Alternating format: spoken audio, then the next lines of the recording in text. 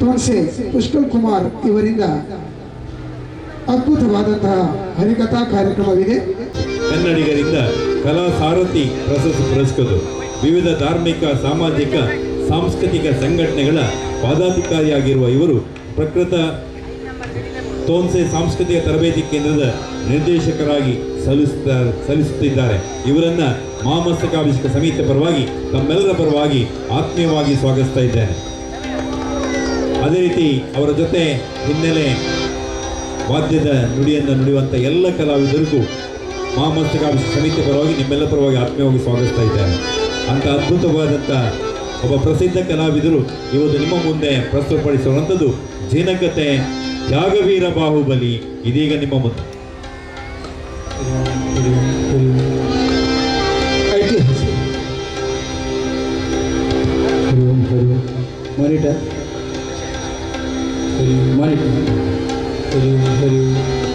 ಐತಿಹಾಸಿಕ ವೇಣೂರು ಭಗವಾನ್ ಶ್ರೀ ಬಾಹುಬಲಿ ಸ್ವಾಮಿಯ ಮಹಾಮಸ್ತಕಾಭಿಷೇಕ ಸಂಪನ್ನಗೊಳ್ಳುತ್ತಾ ಇದೆ.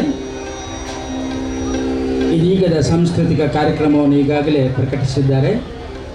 ಹೆಚ್ಚು ವಿಳಂಬಿಸದೆ ಜಿನಕಥೆಯ ಮೂಲಕವಾಗಿ ಬಾಹುಬಲಿ ಭರತೇಶ್ವರನ ವಿಶಿಷ್ಟ ಈ ಅನುಜತ್ವ ಮತ್ತು ತ್ಯಾಗಮೂರ್ತಿ ಬಾಹುಬಲಿಯ ಈ ಸಂದೇಶವನ್ನು 1.5 ಗಂಟೆಯ ಒಳಗೆ ಸಂಕ್ಷಿಪ್ತವಾಗಿ ತಮ್ಮ ಮುಂದಿಡುವುದರ ಮೂಲಕವಾಗಿ ಈ ಕಾರ್ಯಕ್ರಮವನ್ನು ನಾವು ಇದೀಗ ಆರಂಭಿಸ್ತಾ ಇದ್ದೇವೆ.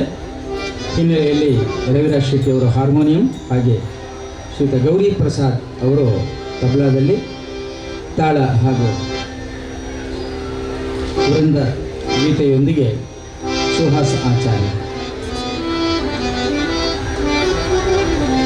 ಅವಕಾಶಕ್ಕೆ ಮತ್ತೊಮ್ಮೆ ಈ ಒಂದು ಮಹಾಮಸ್ತಕಾಭಿಷೇಕ ಸಮಿತಿಯ ಅಧ್ಯಕ್ಷರು ಮತ್ತು ಎಲ್ಲ ಪದಾಧಿಕಾರಿಗಳಿಗೆ ನಮ್ಮ ಸತ್ವಂದನೆಗಳನ್ನು ಸಲ್ಲಿಸಿ, ಕಲಾ ಪ್ರೇಕ್ಷಕರಾಗಿ ಆಗಮಿಸಿ ಕುಳಿತಿರುವ ನಿಂತಿರುವ ನಿಮ್ಮನ್ನು ಕೂಡ ವಂದಿಸಿ ಪ್ರಾರ್ಥನೆಯೊಂದಿಗೆ ಈ ಜಿನಕಥೆಯನ್ನು ಆರಂಭಿಸ್ತೇವೆ.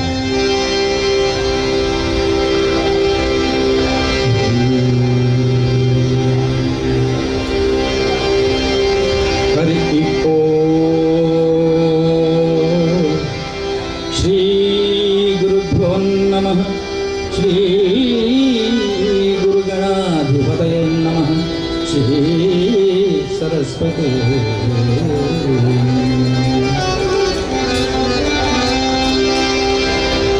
ಗಜಾನನಂ ಭೂತಗಣಾದಿಸೇವಿತಂ ಕಪಿತ್ತಜಂಬೂಫಲಸಾರಭಕ್ಷಿತಂ ಉಮಾಸುತಂ ಶೋಕವಿನಾಶಕಾರಕಂ ನಮಾಮಿ ವಿಘ್ನೇಶ್ವರ ಪಾದಪಂಕಜಂ.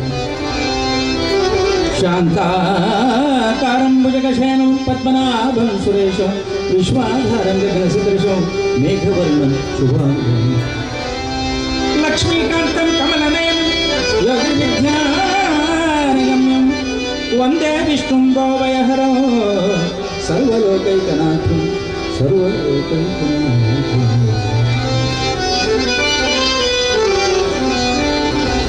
ಸರ್ವಮಂಗಲಮಾಂಗಲ್ಯೆ ಶಿವೆ ಸರ್ವಾರ್ಥಸಾಧಿಕೆ ಶರಣ್ಯೇ ತ್ರ್ಯಂಬಕೆ ದೇವಿ ನಾರಾಯಣಿ ನಮೋಸ್ತುತೆ. ದೇವಿ ನಾರಾಯಣಿ ನಮೋಸ್ತುತೆ. ಸರಸ್ವತಿ ನಮಸ್ತುಭ್ಯಂ ವರದೆ ಕಾಮರೂಪಿಣಿ ವಿದ್ಯಾರಂಭಂ ಕರಿಷ್ಯಾಮಿ ಸಿದ್ಧಿರ್ಭವತು ಮೇ ಸದಾ. ಸಿದ್ಧಿರ್ಭವತು ಮೇ ಸದಾ ಸದಾ. ವಸುದೇವಸುತಂ ದೇವಂ ಕಂಸಚಾಣೂರಮಧ್ಯಂ ದೇವಕೀ ಪರಮಾನಂದಂ ಕೃಷ್ಣಂ ವಂದೇ ಜಗದ್ಗುರುಂ. ಶ್ರೀರಾಮಾಯ ರಾಮಭದ್ರಾಯ ರಾಮಚಂದ್ರಾಯ ವೇದಸೆ ರಘುನಾಥಾಯ ನಾಥಾಯ ಸೀತಾಯ ಪತಯೇ ನಮಸ್ತೆ ನಮಃ. ಸೀತಾಯ ಪತಯೇ ನಮಸ್ತೆ. ಸತ್ಯನೇತ್ರೆ ಮಹಾದೇವಿ ಸರ್ವಲೋಕ ಶುಭಂಕರಿ ಜ್ಯೋತಿರ್ಮಯಿ ಜಗದ್ವಂದ್ಯ ಶ್ರೀ ಭಗವತಿ ನಮೋಸ್ತುತೆ. ಶ್ರೀ ಭಗವತಿ ನಮೋಸ್ತುತೆ. ಶ್ರೀ ಭಗವತಿ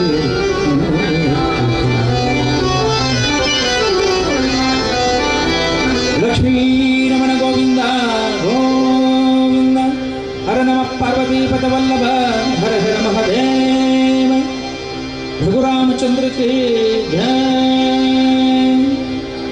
भगवान बाहुबली महाराज की ಮಾಯ ವಿನಾಶಕ ಮೂಷಿಕ ವಾಹನ ಮಾಯ ವಿನಾಶಕ ಮೂಷಿಕ ವಾಹನ ಮಾತೃಭವಾನಿ ಪಾರ್ವತಿ ನಂದನ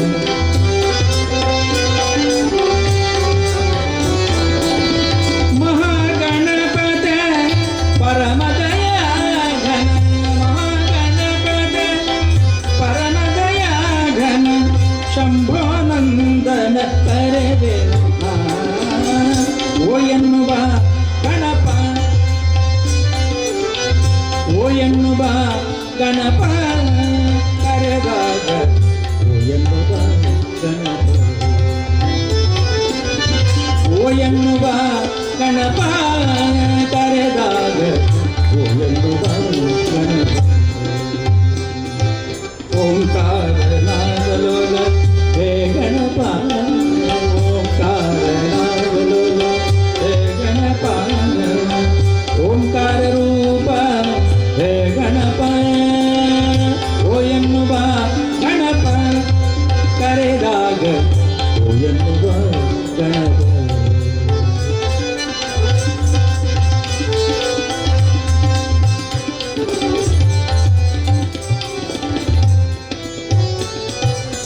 ಗಜಮುಖದವನೇ ಗಣಗಣಿಗೊಡೆಯ ಮೊದಲ ಪೂಜೆಯನ್ನು ಪಡೆಯುವ ದೇವ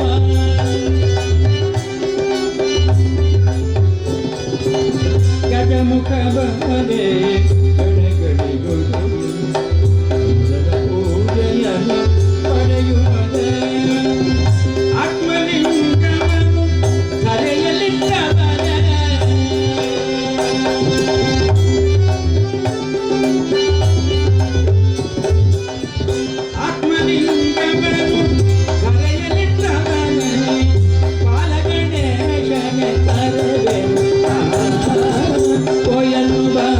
ಗಣಪ ಕರೆದಾಗ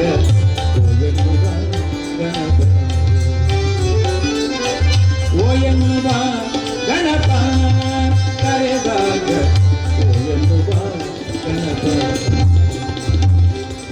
ಓಂಕಾರ ನಾಗಲೋಲ ಹೇ ಗಣಪ ಓಂಕಾರ ನಾಗಲೋಲ ಹೇ ಗಣಪ ಓಂಕಾರ ರೂಪ ಹೇ ಗಣಪ ಓಂಕಾರ ರೂಪ ಹೇ ಗಣಪ ಓ ಎನ್ನುವ ಗಣಪ ಕರೆದಾಗ ಓ ಎನ್ನುವ ಕರೆದಾಗ ಓ ಎನ್ನುವ ಗಣಪ ಕರೆದಾಗ ಓ ಎನ್ನುವ ಗಣಪ ಓಂ ಗಂ ಗಣಪತಯೇ ನಮಃ ಓಂ ಗಂ ಗಣಪತಯೇ ನಮಃ ಓಂ ಗಂ ಗಣಪತಯೇ ನಮಃ ಓಂ ಗಂ ಗಣಪತಯೇ ನಮಃ ಓಂ ಗಂ ಗಣಪತಯೇ ನಮಃ ಓಂ ಗಂ ಗಣಪತಯೇ ನಮಃ ಓಂ ಗಂ ಗಣಪತಯೇ ನಮಃ ಲಕ್ಷ್ಮೀ ರಮಣ ಗೋವಿಂದ ಗೋವಿಂದ. ವಿಶೇಷವಾಗಿ ಕೀರ್ತನಾರಂಭ ಕಾಲದಲ್ಲಿ ಜಿನಕೀರ್ತನೆ ಇರಬಹುದು, ಶಿವಕೀರ್ತನೆಗಳಿರಬಹುದು, ಶನಿಕೀರ್ತನೆಗಳಿರಬಹುದು, ಹರಿಕೀರ್ತನೆಗಳಿರಬಹುದು. ಆರಂಭದಲ್ಲಿ ವಿಘ್ನೇಶ್ವರನಿಗೆ ಧ್ಯಾನವನ್ನು ಸಲ್ಲಿಸುವುದರ ಮೂಲಕವಾಗಿ ಕಥಾಭಾಗವನ್ನು ಆರಂಭಿಸುವಂಥದ್ದು. ಅದೇ ರೀತಿ ಇಂತಹ ಭಕ್ತಿಪ್ರಧಾನವಾಗಿರತಕ್ಕಂಥ ನಂಬಿಕೆಯ ಈ ವಿಶಿಷ್ಟವಾಗಿರತಕ್ಕಂಥ ಬಾಹುಬಲಿಯ ಮಹಾಮಸ್ತಕಾಭಿಷೇಕದ ಈ ಸಂದರ್ಭದಲ್ಲಿ ಒಂದು ಕಡೆಯಲ್ಲಿ ಅಭಿಷೇಕ ನಡೆದರೆ, ಮತ್ತೊಂದು ಕಡೆಯಲ್ಲಿ ದೇವತಾ ಆರಾಧನೆಗಳು ನಡೆದರೆ, ಮತ್ತೊಂದು ಕಡೆಯಲ್ಲಿ ಸಮಾರಾಧನೆ ಅಂತ ಅನ್ನ ಪ್ರಸಾದ ದಾನ ಒಂದು ಕಡೆಯಲ್ಲಿ ನಡೆದರೆ, ಕಲಾರಾಧನೆ ಸಾಂಸ್ಕೃತಿಕವಾಗಿ ಕಲಾರಾಧನೆಯು ಕೂಡ ಬಹುವೇದಿಕೆಗಳಲ್ಲಿ ನಡೆಸುವಂಥದ್ದು ಈ ಅರ್ಪಣಾ ಮನೋಭಾವನೆಯ ಒಂದು ಸೇವೆಯಾಗಿರ್ತದೆ. ಅಂಥ ಅದ್ಭುತವಾದಂಥ ಅದ್ಧೂರಿಯ ಈ ಸೇವೆಯನ್ನು ಮಾಡತಕ್ಕಂಥ ಈ ಸಮಿತಿಗೆ, ಈ ಒಂದು ಸಂಬಂಧಪಟ್ಟಂಥ ಎಲ್ಲ ಭಕ್ತರಿಗೆ ವಿಶೇಷವಾದಂಥ ಅಭಿವಂದನೆಗಳನ್ನು ಸಲ್ಲಿಸುವುದರ ಮೂಲಕ ಸರ್ವ ಭಗವಂತನ ಸಕಲಾನುಗ್ರಹ ಪ್ರಾಪ್ತಿಯಾಗಲಿ. ಸದ್ಭಕ್ತರಿಗೆ ಎಲ್ಲ ರೀತಿಯ ಇಂಥ ಸಂದೇಶಗಳು ಮುಟ್ಟುವುದರೊಂದಿಗೆ ಸಕಲ ಅಭೀಷ್ಟವೂ ಈಡೇರಲಿ ಎಂಬ ಪ್ರಾರ್ಥನೆಯನ್ನು ಮಾಡ್ತಾ ಇದ್ದೇವೆ. ಪುರಂದರದಾಸರು, ಕನಕದಾಸರು, ವಿಜಯದಾಸರಂಥ ದಾಸಶ್ರೇಷ್ಠರುಗಳು ಅನೇಕ ಇಂಥ ವಿಶೇಷ ಸಂದೇಶಗಳನ್ನು ಕೊಟ್ಟಿದ್ದಾರೆ ನಮಗೆಲ್ಲ. ಏನಂತ ಹೇಳಿದ್ರೆ, ಒಂದು ಕಡೆ ಹೇಳ್ತಾರೆ ದಾಸರು, ಅಜ್ಞಾನಿಗಳ ಕೂಡ ಅಧಿಕ ಸ್ನೇಹಕ್ಕಿಂತ ಸುಜ್ಞಾನಿಗಳ ಕೂಡ ಜಗಳವೇ ಲೇಸು.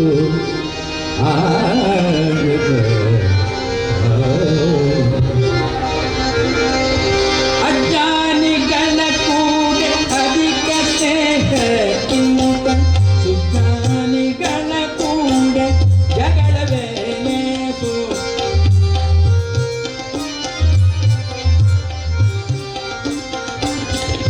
ಉಂಬುದುಡುತ್ತಿರುವ ಅರಸ ಮೋಲಕ್ಕಿಂತ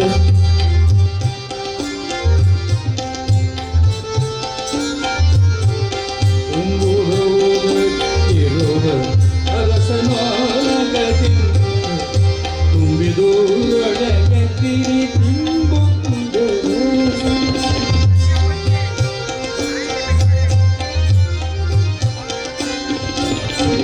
ಹಂಬಲಿಸಿ ಹಾಲ್ಹರಟೆ ಒಡೆಯುವುದಕ್ಕಿಂತ, ಹಂಬಲಿಸಿ ಹಾಲ್ಹರಟೆ ಒಡೆಯುವುದಕ್ಕಿಂತ ನಂಬಿ ಹರಿದಾಸರನು ಹೊಂದಿರುವುದು ಲೇಸು. ನಂಬಿ ಹರಿದಾಸರನು ಹೊಂದಿರುವುದು ಲೇಸು. ಅಜ್ಞಾನಿಗಳ ಕೂಡ ಅಧಿಕ ಸ್ನೇಹ, ಸುಜ್ಞಾನಿಗಳ ಕೂಡ ಜಗಳವೇ ಲೇಸು. ಬಹಳ ಸುಂದರವಾಗಿ ಸಾರಿದ್ದಾರೆ ದಾಸರು ಅಲ್ಲವೇ? ಅಜ್ಞಾನಿಗಳ ಕೂಡ ಅಧಿಕ ಸ್ನೇಹಕ್ಕಿಂತ ಸುಜ್ಞಾನಿಗಳ ಕೂಡ ಜಗಳವೇ ಲೇಸು. ಯಾರಪ್ಪ ಅಜ್ಞಾನಿಗಳು? ಜ್ಞಾನ ಇಲ್ಲದವರು ಅಜ್ಞಾನಿಗಳು ಅಷ್ಟೇ, ಮತ್ತೇನಿಲ್ಲ. ಅವರೊಡನೆ ನಾವು ಅಧಿಕ ಸ್ನೇಹ ಮಾಡಿಕೊಂಡು ಬೇಕಾದಷ್ಟು ಏನಾದರೂ ಆಸೆ ಆಕಾಂಕ್ಷೆಗಳನ್ನು ತೋರಿಸ್ತಾ, ನನಗೆ ಅದು ಗೊತ್ತುಂಟು, ನನಗೆ ಇದು ಗೊತ್ತುಂಟು, ನನಗೆ ಅಷ್ಟು ಗೊತ್ತುಂಟು, ನನಗೆ ಇಷ್ಟು ಗೊತ್ತುಂಟು. ಅಲ್ಲಿ ಹೋಗೋದಕ್ಕೆ ಬರ್ತದೆ ನೋಡಿ ಪೇಪರ್ನಲ್ಲಿ ದಿನ ನಿತ್ಯ ಅಲ್ವಾ? ಫೋನ್ ಬರುವಾಗಲೇ ಗೊತ್ತಾಗ್ತದೆ, ಆದರೂ ಕೂಡ ಮೋಸ ಹೋಗ್ತಾರೆ ಅಲ್ವಾ? ಇಷ್ಟು ಹಣ ಖಾತೆಯಿಂದ ಅಲ್ಲಿಗೆ ಹೋಯಿತು, ಇಷ್ಟು ಹಣ ಖಾತೆಯಿಂದ ಇಲ್ಲಿಗೆ ಹೋಯಿತು ಅಂತ. ಎಷ್ಟೋ ಜನರಿಗೆ ಇರ್ತದೆ, ತುಂಬ ಜ್ಞಾನಿಗಳಿಗೆ ಒಂದು ಅಹಂಕಾರ ಇರ್ತದೆ ಅಂತ. ತುಂಬ ಜ್ಞಾನಿಗಳಿಗೆ ಅಂದರೆ ಜ್ಞಾನ ಹೆಚ್ಚಾದವನಿಗೆ ಒಂದು ಅಹಂಕಾರ. ಆದರೆ ಆ ಜ್ಞಾನಕ್ಕೆ ನಾನು ಅಹಂಕಾರ ಪಡಬಾರದು ಎಂಬ ಜ್ಞಾನ ಇಲ್ಲ ಅವನಿಗೆ ಅಲ್ವಾ? ಅಂತಹ ಒಂದು ಜ್ಞಾನಕ್ಕೆ ಅಹಂಕಾರ ಪಡಬಾರದು ಎಂಬ ಜ್ಞಾನ ಬೇಕು. ಅದಕ್ಕೆ ಹೇಳಿದ್ದಾರೆ ದಾಸರು, ಸುಜ್ಞಾನಿಗಳ ಕೂಡ ಜಗಳ ಲೇಸು ಅಂತ ಹೇಳಿದ್ದರು. ಅದು ಸುಮ್ಮನೆ ಜಗಳ ಮಾಡಿ ಸುಜ್ಞಾನಿಗಳೆಲ್ಲ ಒಟ್ಟಾಗಿ ಒಂದಷ್ಟು ಜಗಳ ಮಾಡಿ ಅಂತ ಹೇಳಿದ್ದಲ್ಲ ಅದು ಅಲ್ವಾ? ಸುಜ್ಞಾನಿಗಳ ಕೂಡ ಜಗಳವೇ ಲೇಸು. ಅದಕ್ಕಿಂತ ಯಾಕಂದರೆ ಸುಜ್ಞಾನಿಗಳ ಕೂಡ ಚರ್ಚೆ ಮಾಡ್ತೇವೆ, ವಿವಾದ ಅಲ್ಲ, ವಾದ ಮಾತ್ರ ಅಲ್ವಾ? ಈ ವಾದಗಳನ್ನು ಮಾಡುವಾಗ ಏನಾಗುತ್ತೆ, ನಮ್ಮಲ್ಲಿ ಬರುವಂಥ ಪ್ರಶ್ನೆಗಳಿಗೆ ಅವನಿಂದ ಉತ್ತರ ಮೇಲಿಂದ ಮೇಲೆ ಸಿಗ್ತದೆ ಸುಜ್ಞಾನಿಯಿಂದ. ಆ ಮೇಲಿಂದ ಮೇಲೆ ಸಿಗುವಂಥ ಉತ್ತರದಿಂದ ಇವನ ಜ್ಞಾನ ಭಂಡಾರ ಹೆಚ್ಚಿದೆ ಅಲ್ವಾ? ಜಗಳ ಮಾಡಿದರೂ ಪರವಾಗಿಲ್ಲ, ನನ್ನ ಅನುಭವ ಸ್ವಲ್ಪ ಜಾಸ್ತಿ ಆಯ್ತಲ್ವ ಅಂತ ಇದರ ಅರ್ಥ ಹಾಗೆ. ಹಾಗಾಗಿ ಉಂಗುಂಡುವುದಕ್ಕಿಂತ ಅರಸನೋಲಗವೇ. ಈ ಅರಸನೋಲಗ ಅಂತ ಹೇಳಿದ ಕೂಡಲೇ ಬೇಕಾದಷ್ಟು ಉಂಟಲ್ಲಿ, ಉಡ್ಲಿಕ್ಕುಂಟು ಬೇಕಾದಷ್ಟು ಇರ್ತದೆ. ಆದರೆ ಜವಾಬ್ದಾರಿಗಳಿರ್ತದೆ, ನಿಭಾಯಿಸಲಿಕ್ಕೆ ಕಷ್ಟ ಇರ್ತದೆ. ಯಾಕಪ್ಪ, ಎಷ್ಟು ಕೇಳುವುದು ಎಷ್ಟು ಮಾಡುವುದು ಎಂಬ ಒಂದು ಚಿಂತೆಗಳಲ್ಲಿ ಇದ್ದೇ ಇರ್ತದೆ ಅಲ್ವಾ? ಆ ಕಾರಣಕ್ಕೆ ತುಂಬಿದೂರೊಳಗೆ ದಾಸರೆಲ್ಲ ಹಾಗೆ ಮಾಡಿದ್ದಾರೆ. ಕೊನೆಗೆ ಎಲ್ಲವನ್ನು ತ್ಯಾಗ ಮಾಡಿ ವೈರಾಗ್ಯದಿಂದ ಪುರಂದರದಾಸರು ಅಷ್ಟೇ, ಕನಕದಾಸರು ಅಷ್ಟೇ, ಬೇಕಾದಷ್ಟು ಇದ್ದರೂ ಕೂಡ ಎಲ್ಲವನ್ನು ತ್ಯಾಗ ಮಾಡಿ ಆ ಮೂಲಕ ತಿರಿ ತಿಂಬುವುದೇ ಲೇಸು ಅಂತೇಳಿ ಆ ತೀರ್ಮಾನಕ್ಕೆ ಬಂದಿದ್ದಾರೆ ನೋಡಿ ಅವರಲ್ಲಿ. ಹಂಬಲಿಸಿ ಹಾಳು ಹರಟೆ ಹೊಡೆಯುವುದಕ್ಕಿಂತ, ಮಸ್ತಕಾಭಿಷೇಕಕ್ಕೆ ಬಂದು ಹಾಳು ಹರಟೆ ಹೊಡೆಯುವುದಲ್ಲ. ಅಲ್ಲಿ ಅಭಿಷೇಕದಲ್ಲಿ ಏನು ಕೆಲಸ ಮಾಡ್ತಾರೆ ಅಲ್ಲಿ ನೋಡ್ಬೇಕು ಸ್ವಲ್ಪ ಅಲ್ವಾ? ಆಮೇಲೆ ಮುಖ್ಯ ವೇದಿಕೆಯಲ್ಲಿ ಏನು ಕಾರ್ಯಕ್ರಮ ಆಗುತ್ತೆ ಅದನ್ನು ನೋಡಬೇಕು, ಕೇಳಬೇಕು. ಭಾಷಣಕಾರರು, ಮುಖ್ಯ ಅತಿಥಿಗಳು ಏನೆಲ್ಲ ಮಾತಾಡ್ತಾರೆ, ಏನು ಸಂದೇಶಗಳನ್ನು ಕೊಡ್ತಾರೆ, ಸ್ವಾಮೀಜಿಯವರು ಯಾವ ರೀತಿ ಆಶೀರ್ವಾದ ಮಾಡ್ತಾರೆ, ಅದೆಲ್ಲವನ್ನು ಕೇಳಬೇಕು ಅಲ್ವಾ?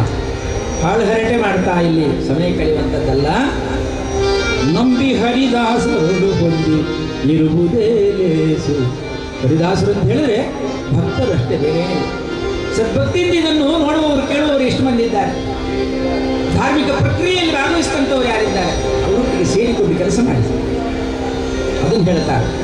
ಅಂಥವ್ರನ್ನು ನಂಬಿ, ಹರಿದಾಸರಿಂದ ಹರಿಕತೆ ಮಾಡುವವರು ಅಥವಾ ಜಿನಕತೆ ಮಾಡುವವರು ಮಾತ್ರ ಅಲ್ಲ, ಭಕ್ತರಷ್ಟೇ. ಹರಿಕತೆ ನೋಡುವವರು ಅಥವಾ ಜಿನಕತೆ ಕೇಳುವವರು ಕೂಡ ಜಿನದಾಸರೇ. ನೀವೆಲ್ಲ ನಾವು ಕೂಡ ಜಿನದಾಸರೇ, ದೇವರ ಭಕ್ತರು ಅಷ್ಟೇ. ಈ ರೀತಿಯಲ್ಲಿ ಭಕ್ತಿಯ ಬಗ್ಗೆ ನಿಮ್ಮಲ್ಲಿ ಒಲವು ಇರಲಿ. ನಂಬಿ ಹರಿದಾಸರಳು ಭಕ್ತ ಮಂದಿಯಲ್ಲಿ ಹೊಂದಿ ಬಾಳುವುದೇ ಲೇಸು. ಸುಂದರವಾಗಿ ಹೇಳಿದ್ದಾರೆ. ಮತ್ತೆ ಮುಂದುವರೆದು ಹೇಳ್ತಾರೆ ದಾಸರು, ಒಡನೆ ಹಂಗಿಸುವವನ ಪಾಲೋಗರ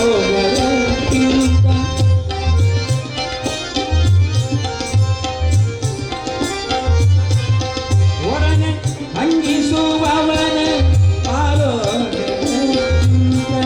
ಕುಡಿ ನೀರು ಕುಡಿದುಕೊಂಡು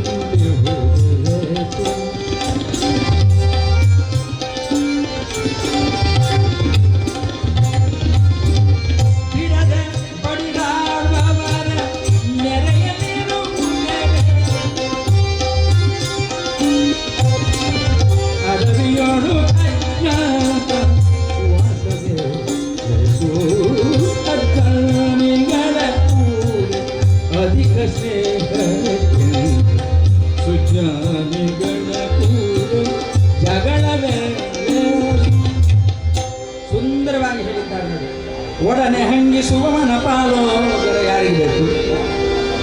ಬೇಕಾದಷ್ಟು ಮಾಡಿ ಹಾಕ್ತಾರೆ ಕೆಲವರು, ಎಷ್ಟೋ ಜನ ಪಾಲೋಗರ. ಅನ್ನ ಆಹಾರ ಇತ್ಯಾದಿ ಏನಾದರೂ ಕೊಟ್ಟು ಮಾತಾಡಿ ಏನನ್ನು ಹಂಗಿಸುವುದಲ್ಲ, ಏನಾದರೂ ಹೇಳುವುದಲ್ಲ. ಎಷ್ಟೋ ಮಂದಿ ಇದ್ದಾರೆ. ಒಂದು ಮನೆಗೆ ಹೋದಾಗ ಮಧ್ಯಾಹ್ನ ಹೊತ್ತಿನಲ್ಲಿ ಲಿಂಬೆಹಣ್ಣಿನ ಶರ್ಬತ್, ಓ ದೇವರ ಬಾಯಾರಿಕೆ ಆಗುವಾಗ ಅದೇ ಬೇಕು, ಬೇರೆ ಯಾರು ಮಠ ಮಧ್ಯಾಹ್ನ ಬಿಸಿಲಿರುವಾಗ ಚಹಾ ಕಾಫಿ ಹಾರ್ಲಿಕ್ಸ್ ಅಲ್ಲ, ಒಳ್ಳೆಯ ಒಂದು ನಿಂಬೆಹಣ್ಣಿನ ರಸದ ಒಂದು ಶರ್ಬತ್ ಬಹಳ ಮುಖ್ಯ. ಅದನ್ನೇ ಮಾಡಿ ತಗೊಂಡು ಬಂದಿದ್ದಾರೆ ಒಂದು ಗೃಹಿಣಿ. ತಗೊಂಡು ಬಂದು ಕುಡಿಲಿಲ್ಲ, ಲೋಟೆಯಲ್ಲಿ ಕೊಟ್ಟಿದ್ದಾರಂತ ಒಬ್ಬ ಅತಿಥಿಗೆ. ಕೊಟ್ಟಾಗ ಆ ಹೆಂಗಸನ ಬಾಯಿಯಲ್ಲಿ ಬಂದ ಮಾತು, ಇತ್ತೆ ಒಂಜಿ ಲಿಂಬೆದ ಕುಳಿತ ಕ್ರಯ ಬಂದ ಅಂತೆ. ಈಗ ಒಂದು ನಿಂಬೆಹಣ್ಣಿನ ಕ್ರಯ ಅಂದರೆ ಆ ಕ್ರಯದ ವಿಷಯ ಅಲ್ಲಿ ಮಾತಾಡೋದಲ್ಲ ಅಲ್ವಾ? ಎಷ್ಟು ಎತ್ತ ರುಚಿಂದು ಮಾಡಿಕೊಟ್ರೆ ಏನು ಪ್ರಯೋಜನ? ಏನಾದರೂ ಮಾತಾಡೋದು. ಸರ್ಕಾರ ಧರ್ಮದಲ್ಲಿ ಒಂದು ರೀತಿಯ ಸ್ವಾಗತದ ಪ್ರೀತಿ ಮನೋಭಾವನೆ ನಮ್ಮಲ್ಲಿರಬೇಕು ಅಲ್ವಾ? ಅದರಿಂದ ನೀರೇ ಕುಡಿಬೋದು ಎಲ್ಲೇ ಹೋಗುವಾಗ ಅಲ್ವಾ? ಈ ರೀತಿಯಲ್ಲಿ ಬಹಳ ಸರ್ಕಾರ ಯಾರನ್ನಾದರೂ ಸ್ವಾಗತಿಸುವಾಗ ಅತಿಥಿಗಳನ್ನು ಅದರಲ್ಲೊಂದು ರೀತಿಯ ಪ್ರೀತಿ ಬೇಕು. ಯಾವುದೇ ರೀತಿಯಲ್ಲಿ ಅವರನ್ನು ಗೌರವಿಸುವಂತಹ ಮನೋಭಾವನೆ ಬೇಕು, ವಿನಯಶೀಲತೆ ಬೇಕು ಅಲ್ವಾ? ಆತ್ಮೀಯತೆ ಬೇಕಾಗುತ್ತೆ. ಕೆಲವು ಕಡೆ ಉಂಟಂತ ಏನಂತ ಹೇಳಿದ್ರೆ, ಊಟ ಮಾಡುವಾಗ ಬಡಿಸುವಾಗ ಆಯ್ತಪ್ಪ ಬಡಿಸಿ ಊಟ ಮಾಡುವಾಗ ಅಂತೆಲ್ಲ ಆಸೆ ಮಾಡುವಾಗ ಯಾರಾದರೂ ಮನೆಯವರು ಹೊರಗೆ ಬಂದು ಅವರು ಯಾವಾಗ ಬಂದರೂ ಊಟ ಮಾಡುವುದೇ ಇಲ್ಲ. ಅಷ್ಟು ಹೇಳಿದ್ರೆ ಮತ್ತೆ ಊಟ ಮಾಡ್ತಾರಲ್ಲ, ನನಗೆ ಹಸಿವೆ ಇಲ್ಲ ಹೊರಗೆ ಹೋಗ್ತಾರೆ. ಇಲ್ಲ ಇಲ್ಲ ನನಗೆ ಊಟ ಆಯಿತು ಹಾಗೆ ಏನಾದ್ರು ಹೇಳ್ತಾರೆ. ಅಂತಹ ಮಾತುಗಳೆಲ್ಲ ಬರಬಾರ್ದು. ಕೂತ್ಕೊಳ್ಳಿ, ಇವತ್ತು ಕೂತ್ಕೊಳ್ಳಿ, ನಾಳೆ ಕೂತ್ಕೊಳ್ಳಿ ಅಂತ ಹೇಳುವಂಥದ್ದು ಅಲ್ವಾ?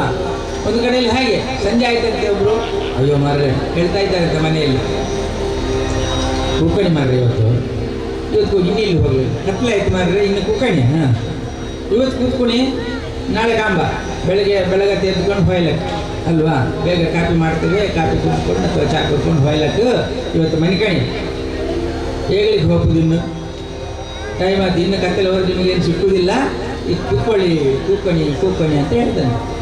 ಆಮೇಲೆ ಪುನಃ ಅದೇ ಮನೆ ಯಜಮಾನ ಹೊರಗೆ ಬಂದು, ಅಲ್ಲ ಪಾಪದಾದ್ರೆ ಹೊತ್ತು ಸಾಕು ಅಂತ ಹೇಳೋದನ್ನು ಮೇಲೆ ನೋಡಿ, ಪಾಪದಾದ್ರೆ ಹೊತ್ತು ಸಾಕು ಅಂತೇಳಿ ಮೇಲೆ ನೋಡಿ ಹೇಳಿದರೆ ಅವ ಮತ್ತೆ ಕೂತ್ಕೊಂಡ್ರ ಅವ ಕೂತ್ಕೊಂತಿಲ್ಲ, ನನಗೆ ಹೊತ್ತಿತ್ತಿದ್ರೆ ಅವ ಅಲ್ವಾ? ಈ ರೀತಿಯಲ್ಲಿ ಸರ್ಕಾರಗಳನ್ನು ಮಾತಿನಲ್ಲಿ ಮಾಡಿದಾಗ ಅದು ಗೊತ್ತಾಗ್ತದೆ ನಮಗೆ. ಅದಕ್ಕೆ ಹೇಳಿದ್ದಾರೆ, ಬಿಡದೆ ಬಡಿದಾಡುವವರ ನೆರೆಯ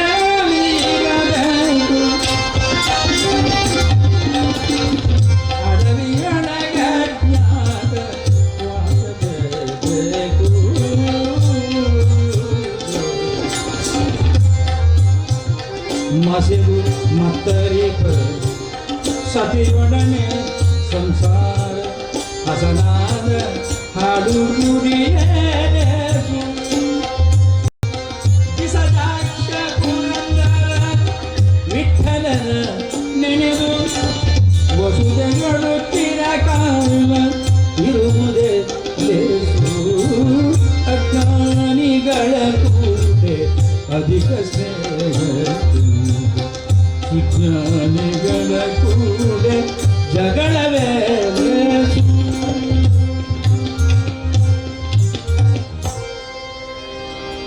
ಮಸೆದು ಮತ್ತರಿಪ ಸತಿಯೊಡನೆ ಸಂಸಾರ ಬೇಕಾ? ಯಾವಾಗ ನೋಡಿದ್ರು ಜಗಳ ಮನೆಯಲ್ಲಿ. ನೆಮ್ಮದಿ ಬೇಕು ಯಾವಾಗಲೂ ಮನೆಯಲ್ಲಿ. ಗಂಡ ಹೆಂಡಿರ ಜಗಳ ಉಂಡು ಮಲಗುವ ತನಕಂತೂ ಗಾದೆ ಉಂಟು. ಅದು ಗಾದೆ ಸ್ವಲ್ಪ ಬದಲಾವಣೆ ಆಗಿದೆ ಈಗ. ಗಂಡ ಹೆಂಡಿರ ಜಗಳ ಉಂಡು ಬೆಳಗಿನ ತನಕ ಅಂತೇಳಿ ಅಲ್ವಾ? ಆವಾಗ ಏನು ಪ್ರಯೋಜನ ಇಲ್ಲ. ಮನೆಯಲ್ಲಿ ಸಂಸಾರ ಮಾಡೋದು ಹೇಗೆ? ಸಾಧ್ಯ ಉಂಟಾ? ಸಾಧ್ಯವೇ ಇಲ್ಲ ಅಲ್ವಾ? ಯಾವಾಗಲೂ ಮದ್ಯಪಾನವನ್ನು ಮಾಡಿಕೊಂಡು ಬರ್ತಿರ್ತಕ್ಕಂಥ ಒಬ್ಬ ವ್ಯಕ್ತಿ ಆದರೆ ಕೆಲವರು ಅರ್ಥ ಮಾಡಿಕೊಳ್ತಾರೆ. ಗಂಡನನ್ನು ಹೆಂಡತಿ ಅರ್ಥ ಮಾಡಿಕೊಳ್ತಾರೆ, ಹೆಂಡತಿಯನ್ನು ಗಂಡ ಅರ್ಥ ಮಾಡಿಕೊಂಡವರ ವಿಚಾರ ಮಾತುಕತೆ ಹೇಗಿರ್ತದೆ ನೋಡಿ. ಒಂದು ದಿವಸ 10 ಗಂಟೆಗೆ ಬಂದ, ಮಧ್ಯ ವ್ಯಸನಿ ಅವ.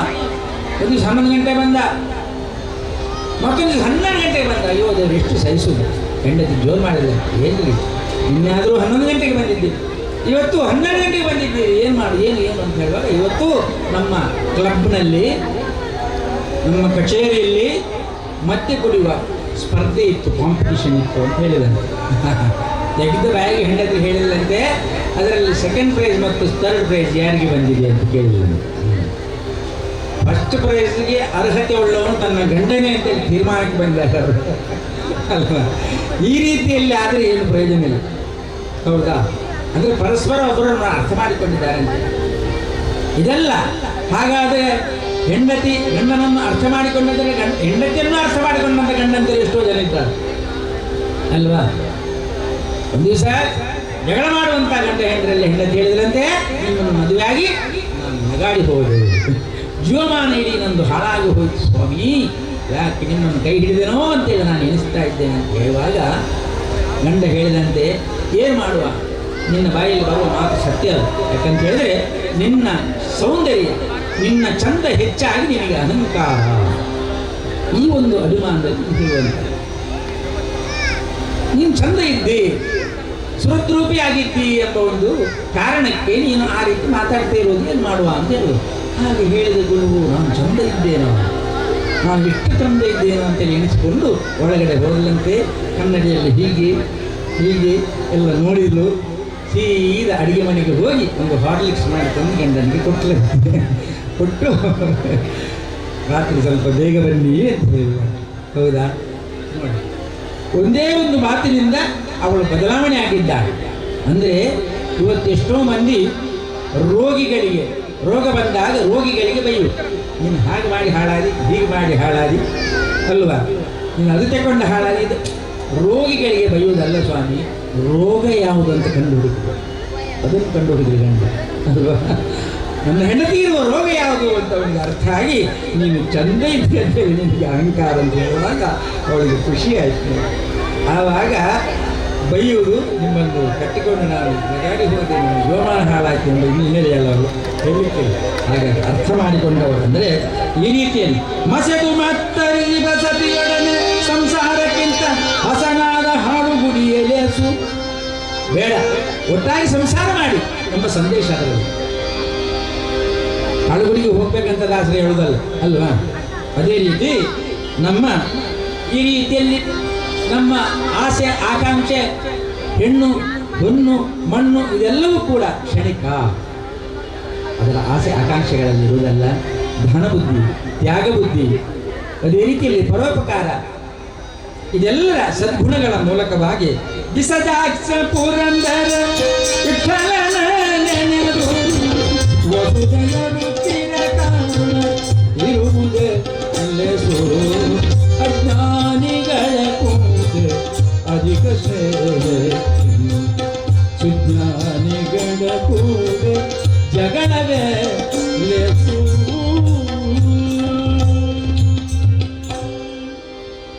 ಈ ರೀತಿಯಲ್ಲಿ ರೀತಿಯಲ್ಲಿ ದಾಸರು ಎಚ್ಚರ ಕೊಡ್ತಾರೆ, ಅದೇ ರೀತಿಯಲ್ಲಿ ನಾವೆಲ್ಲ ಅದನ್ನು ಪಾಲನೆ ಮಾಡ್ತಾ ಹೋಗಬೇಕು.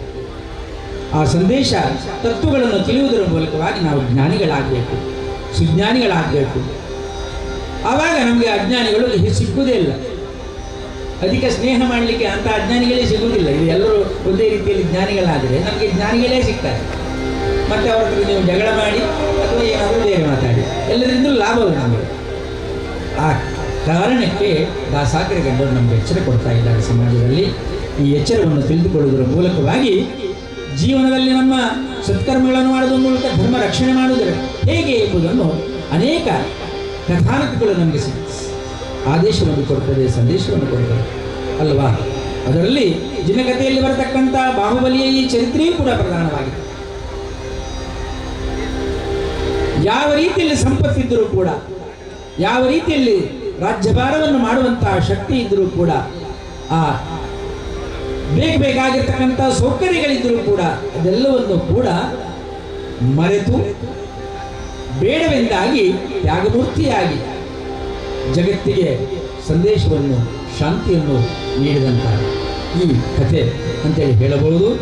ಆ ಕಾರಣಕ್ಕೆ ತ್ಯಾಗಮೂರ್ತಿ ಈ ಬಾಹುಬಲಿ ಅಂತೇಳಿ ಪ್ರಸಿದ್ಧ ಅಲ್ವಾ. ಅಂತಹ ಕಥೆಯ ಪೂರ್ವಕತೆ ಮತ್ತು ಕಥೆಯನ್ನು ನಾವು ಕೇಳ್ಕೊಳ್ಬೇಕಾಗ್ತದೆ. ಈ ಸಂದರ್ಭದಲ್ಲಿ, ಈ ಪರ್ವಕಾಲದಲ್ಲಿ ಅದಕ್ಕೆ ಸಂಬಂಧಪಟ್ಟ ಕಥೆಯನ್ನು, ಬಾಹುಬಲಿಯನ್ನು ಕೀರ್ತಿಸುವುದರೊಂದಿಗೆ ನಾವು ಆರಂಭಿಸೋಣ.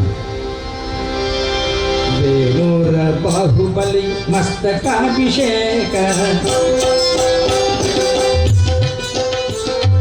ತ್ಯಾಗಮೂರ್ತಿ ಮಹಾಸ್ವಾಮಿ ದಿವ್ಯಾಭಿಷೇಕ. ಬೇಲೂರ ಬಾಹುಬಲಿಯ ಮಸ್ತಕಾಭಿಷೇಕ, ತ್ಯಾಗಮೂರ್ತಿ ಮಹಾಸ್ವಾಮಿ ದಿವ್ಯಾಭಿಷೇಕ. ಬಾಹುಬಲಿ ಜಯ ಜಯ ಬಾಹುಬಲಿ, ಬಾಹುಬಲಿ ಜಯ ಜಯ ಬಾಹುಬಲಿ, ಬಾಹುಬಲಿ ಜಯ ಜಯ ಬಾಹುಬಲಿ, ಬಾಹುಬಲಿ ಜಯ ಜಯ ಬಾಹುಬಲಿ.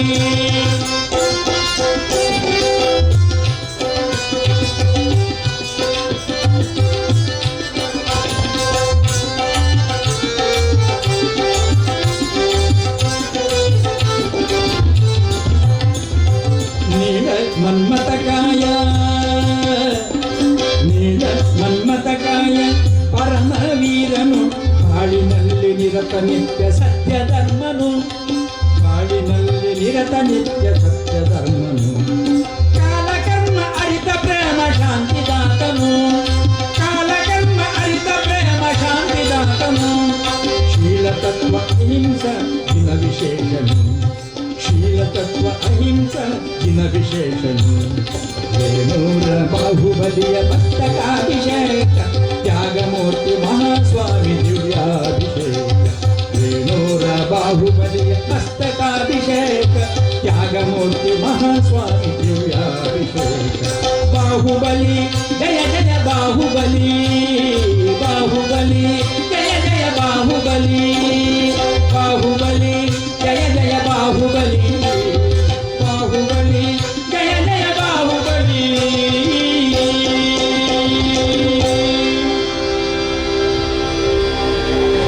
ಈ ರೀತಿಯಲ್ಲಿ ಬಾಹುಬಲಿಯನ್ನು ಕೀರ್ತಿಸುವುದರ ಮೂಲಕ ಒಂದಿಷ್ಟು ಈ ಕಥಾಭಾಗದ ಪೂರ್ವರಂಗ ಪ್ರವೇಶ ಮಾಡೋಣ ಅಂತ. ಯಾಕಂತ ಹೇಳಿದ್ರೆ ಬಹಳ ವಿಶಿಷ್ಟವಾಗಿರ್ತಕ್ಕಂಥ ಕಥೆ.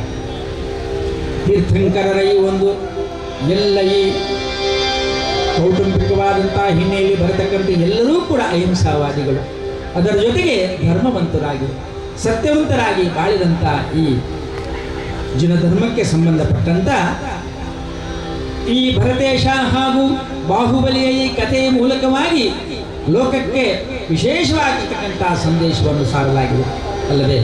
ಅಂಥ ಒಂದು ಕಥಾಭಾಗದ ಪೂರ್ವರಂಗ ಪ್ರವೇಶ ಮಾಡೋಣ.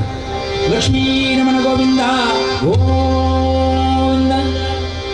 ಭಗವಾನ್ ಶ್ರೀ ಬಾಹುಬಲಿಯ ಪಾದಾರವಿಂದ ಗೋವಿಂದ ಗೋವಿಂದ. ಮೆರವಪುರದೊಳ್ಳತಿ ಕಿರಿಯವ ನೆನೆಸಿದ ಪರಮ ಅಯೋಧ್ಯೆಯ ಪಟ್ಟದ ಕೊನೆಯಲ್ಲಿ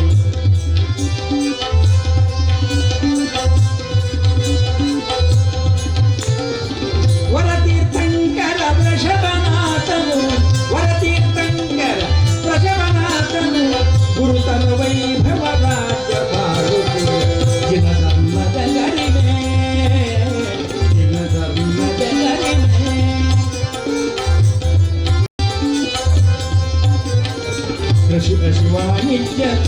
ಶಿಲ್ಪಶಾಸ್ತ್ರಗಳ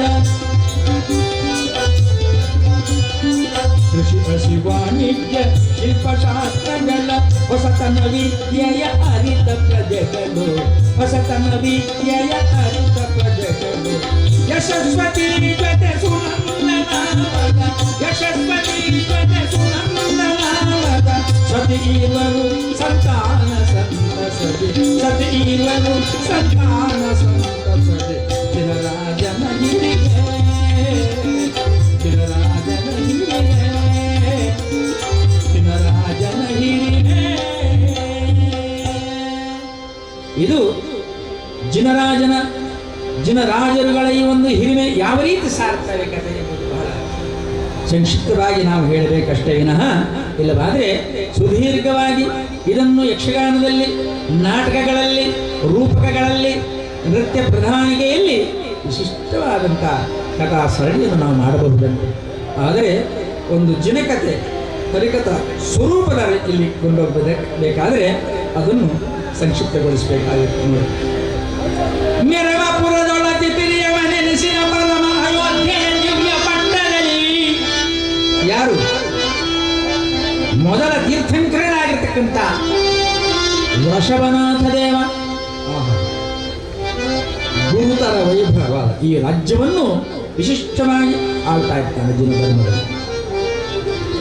ಕೃಷಿ ಅಸಿ ವಾಣಿಜ್ಯ ಶಿಲ್ಪಶಾಸ್ತ್ರಗಳ ಹೊಸತನ ವಿದ್ಯೆಯಲ್ಲಿ ನಿಸ್ಸೀಮರಾಗಿ ಎಲ್ಲರೂ ಕೂಡ ನಿಸ್ಸೀಮರು, ಎಲ್ಲ ಪ್ರಜೆಗಳು ಕೂಡ ಅದರಲ್ಲಿ ನುರಿತವರಾಗಿದ್ದಾರೆ ನೋಡಿ. ಹೌದಾ?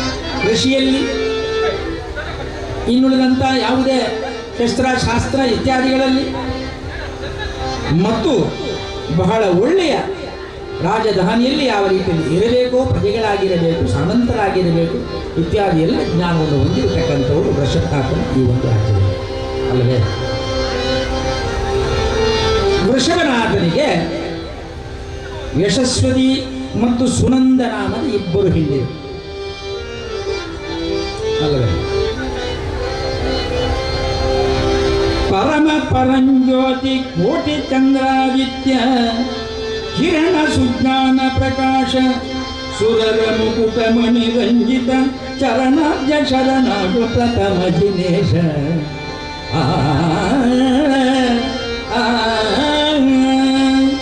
ಪರಮ ಪರಂಜ್ಯೋತಿ ಕೋಟಿ ಚಂದ್ರಾದಿತ್ಯ ಕಿರಣ ಸುಜ್ಞಾನ ಪ್ರಕಾಶ. ಏನು ವೃಷಭನಾಥನಾದರೂ ಸಾಮಾನ್ಯನಲ್ಲ. ಕಿರಣ ಸುಜ್ಞಾನ ಪ್ರಕಾಶ ಸುರರ ಮಕುಟ ಮಣಿ ರಂಜಿತ ಚರಣಾಬ್ಜ ಶರಣಾಗು ಪ್ರಥಮ ಜಿನೇಶ. ಪ್ರಥಮ ಜಿನೇಶನಾಗಿ ಮೆರೆದವನು ಅಂತೇಳಿ ಪಂಪ ಒಂದು ಕಾವ್ಯದಲ್ಲಿ ಹೇಳುತ್ತಾನೆ. ಸಂಸಾರ ಆದರೂ ತುಂಬು ಸಂಸಾರ ಅಂತ ಹೇಳಬಹುದು. ಯಶಸ್ವತಿ ಮಡದಿಗೆ 99 ಜನ ಸುಪುತ್ರರು, ಒಬ್ಬಳು ಮಾತ್ರ ಪುತ್ರಿ ಅಲ್ವಾ.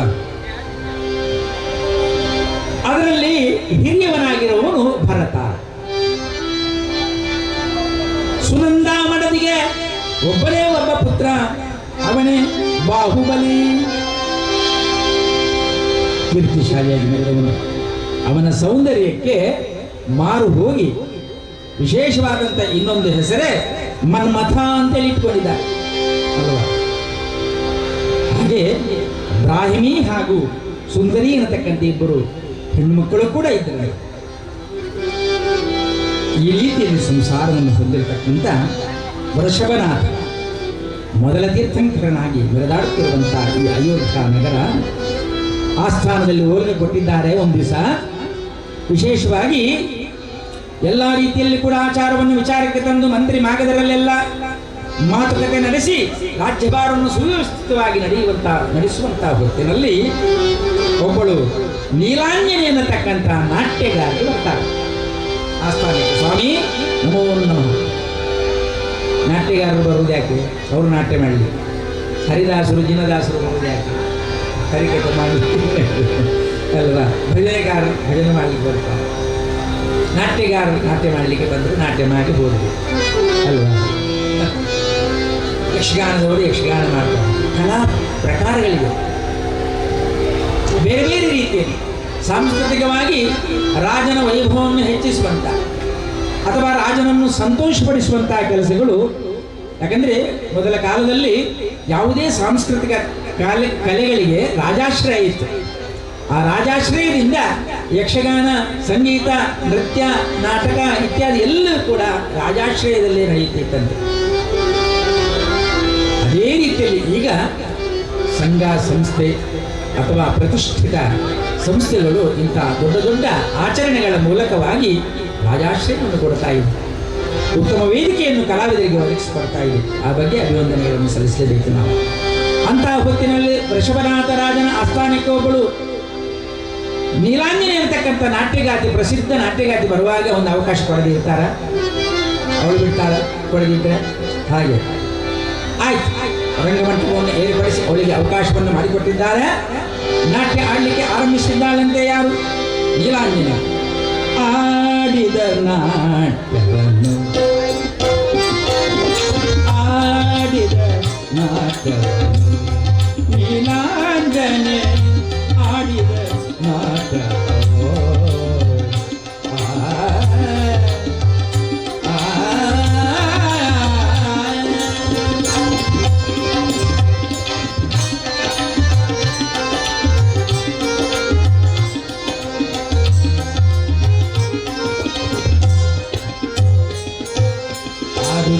ಮಣಿದೇಡುತ್ತ ಮಹಾರಾಜನ ಬಹು ಕೊಂಡಾಡುತ್ತ, ಆಡುತ್ತ ಮಣಿದೇಡುತ್ತ ಮಹಾರಾಜನ ಬಹು ಕೊಂಡಾಡುತ್ತ, ರಾಗದಾನ ಸಂಗೀತ ಸಮೇತ ಆಡಿದ ನೀಲಾಂಜನೆ ಆಡಿದ ನಾಟ್ಯವನ್ನು.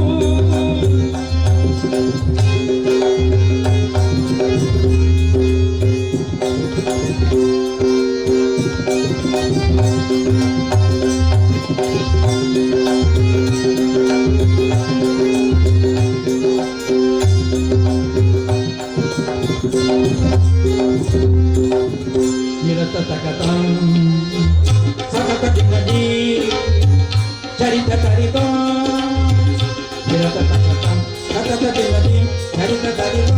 ಚೆಲುವಿನ ವೈಯಾರದೆ ಮನ ತಣಿಸುವ ಅರಸಗೆ, ಚೆಲುವಿನ ವೈಯಾರದೆ ಮನ ತಣಿಸುವ ಅರಸಗೆ, ರಾಗತಾನ ಸಂಗೀತ ಸಮೇತ ಆಡಿದ ನೀಲಾಂಜನೆ ಆಡಿದ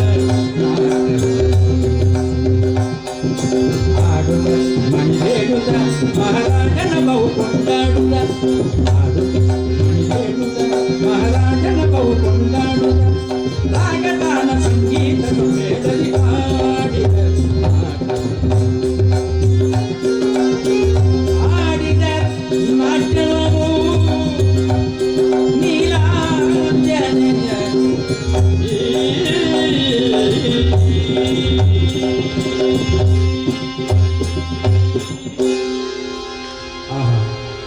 ಏನು ನಾಟ್ಯ ಮಾಡ್ತಾ ಇದ್ದಾಳೆ.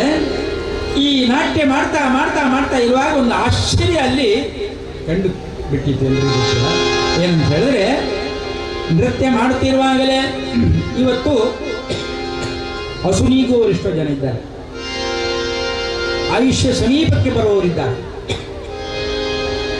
ಬೇರೆ ಬೇರೆ ಪ್ರಕಾರದಲ್ಲಿ ನಾವು ನೋಡ್ತೇವೆ. ತಮ್ಮ ಕಲಾ ಪ್ರಸ್ತುತಿಯನ್ನು ಮಾಡ್ತಾ ಇರುವಾಗಲೇ ಅನಾಹುತಕ್ಕೊಳಗಾಗ್ತದೆ ಅಲ್ವೇ? ವಿಧಿ ಲೀಲೆಯನ್ನು ಮೀರಲಿಕ್ಕೆ ಯಾರಿಂದಲೂ ಸಾಧ್ಯ ಇಲ್ಲ. ಅದೇ ರೀತಿ ಆ ನೀಲಾಂಜನ ನಾಟ್ಯಗಾತಿ ನಾಟ್ಯ ಮಾಡುತ್ತಿರುವಾಗ ನರ್ತಕಿಯ ಆಯುಷ್ಯ ಮುಗಿಯುವ ಹೊತ್ತಿಗೆ ನರ್ತಕಿಯ ಆಯುಷ್ಯ ಮುಗಿಸ್ತಾ ಬರ್ತಾ ಇತ್ತಂತೆ. ಅದು ಹೇಗೆ ಗೋಚರವಾಯಿತು ಯಾರಿಗೋ ಗೊತ್ತಿಲ್ಲ. ಅಂತೂ ಸುರೇಂದ್ರನಾಗಿರತಕ್ಕಂಥ ಆ ದೇವಲೋಕದ ದೇವೇಂದ್ರ ಅಲ್ವಾ, ಅವನಿಗೆ ಗೊತ್ತಾಗಿ, ಅಯ್ಯೋ ದೇವರೇ, ಚಕ್ರವರ್ತಿ ವೃಷಭನಾಥ ಈ ರೀತಿಯಲ್ಲಿ ಸೌಂದರ್ಯವನ್ನು, ಆ ನೃತ್ಯವನ್ನು ಸ್ವೀಕಾರ ಮಾಡ್ತಾ ಇದ್ದಾನೆ, ಆಸ್ವಾದನೆ ಮಾಡ್ತಾ ಇದ್ದಾನೆ. ಈ ಹೊತ್ತಿನಲ್ಲಿ ಅವನಿಗೆ ರಸಭಂಗ ಆಗಬಾರದು ಎಂಬ ದೃಷ್ಟಿಯಲ್ಲಿ ಒಂದು ರೀತಿಯ ಸುರೇಂದ್ರನಿಂದ ಆ ನೀಲಾಂಜನ ನಾಟ್ಯಗಾತಿಗೆ ಆಯುಷ್ಯ ವೃದ್ಧಿಯ ಒಂದು ಅನುಗ್ರಹ ಅಂತ. ಆಯುಷ್ಯ ವೃದ್ಧಿಯ ಅನುಗ್ರಹ, ಅದರಿಂದ ಮುಂದುವರಿದು ಶಕ್ತಿ ಬಂದು ನಾಟ್ಯವನ್ನು ಮುಂದುವರಿಸ್ತಾರೆ. ಮುಂದುವರಿಸಿ ಅವಳ ಸಂಭಾವನೆಯನ್ನು ಪಡ್ಕೊಂಡು ಹೋಗ್ತಾಳೆ. ಆದರೆ ಈ ವಿಚಾರ ಅಲ್ಲೇನೋ ಒಂದು ರೀತಿಯ ನಡುಕ ಉಂಟಾಯಿತು. ನಾಟ್ಯ ಮುಗಿಸುವಷ್ಟರಲ್ಲಿ ಮತ್ತೆ ಶಕ್ತಿ ಬಂದವಳಂತೆ ಮತ್ತೆ ನಾಟ್ಯ ಮಾಡಿದಳು. ಇದು ಯಾರ ಒಂದು ಅನುಗ್ರಹ ಅಂತೇಳಿ ಎಲ್ಲವನ್ನು ಅರ್ಥ ಮಾಡಿಕೊಂಡವರು ವೃಷಭನಾಥ ಚಕ್ರವರ್ತಿ ಅಲ್ವಾ. ಏನಾಯ್ತು, ಈ ರೀತಿಯ ಕಷ್ಟದಲ್ಲಿ ಕೂಡ ಅವಳು ನೃತ್ಯವನ್ನು ಮುಂದುವರಿಸಿ ನನಗೆ ಸಂತೋಷವನ್ನು ಪಡಿಸಿದ್ದಾಳೆ. ಆದರೆ ಅದು ಮುಖ್ಯ ಅಲ್ಲ. ಈ ರಾಜನಿಗೆ ಅರ್ಥ ಆದ್ದು ಬೇರೆ ಏನೂ ಅಲ್ಲ, ನಶ್ವರವಾದಂತ ಜೀವನ ಏನಿಲ್ಲ. ಈ ಜೀವನದಲ್ಲಿ ಹುಟ್ಲಿಕ್ಕೆ ಒಂದು ದಿವಸ, ಬದುಕಲಿಕ್ಕೆ ಒಂದು ದಿವಸ, ಸಾಯ್ಲಿಕ್ಕೆ ಒಂದು ದಿವಸ, 3 ದಿನದ ಬಾಳು ಇದು ಸಂಪೂರ್ಣ ಅರ್ಥವಾಗಿದೆ. ವೃಷಭನಾಥ ರಾಜನಿಗೆ ಆ ರೀತಿಯಲ್ಲಿ ಯಾಕಪ್ಪ ಇದು ಈ ಜೀವನ ಯಾವ ರೀತಿ ಇರಬೇಕು, ನಿಜವಾಗಿಯೂ ಕೂಡ ನಮಗೆ ಈ ಆಸೆ ಆಕಾಂಕ್ಷೆಗಳು ಯಾಕೆ ಅಂತ ಅಲ್ಲಿ ಪ್ರಶ್ನೆ ಬಂತು. ಜಗವಿದು ಕಡು ಮಿಂಚಿನ ಪೊಳೆಪೋ,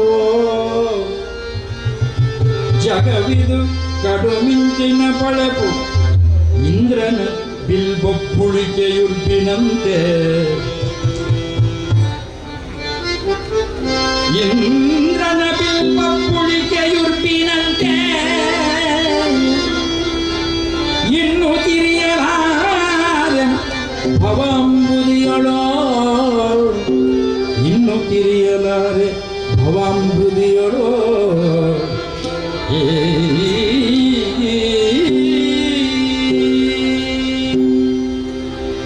ಏನರ್ಥ ಆಯಿತು ವೃಷಭನಾಥ ಚಕ್ರವರ್ತಿಗೆ?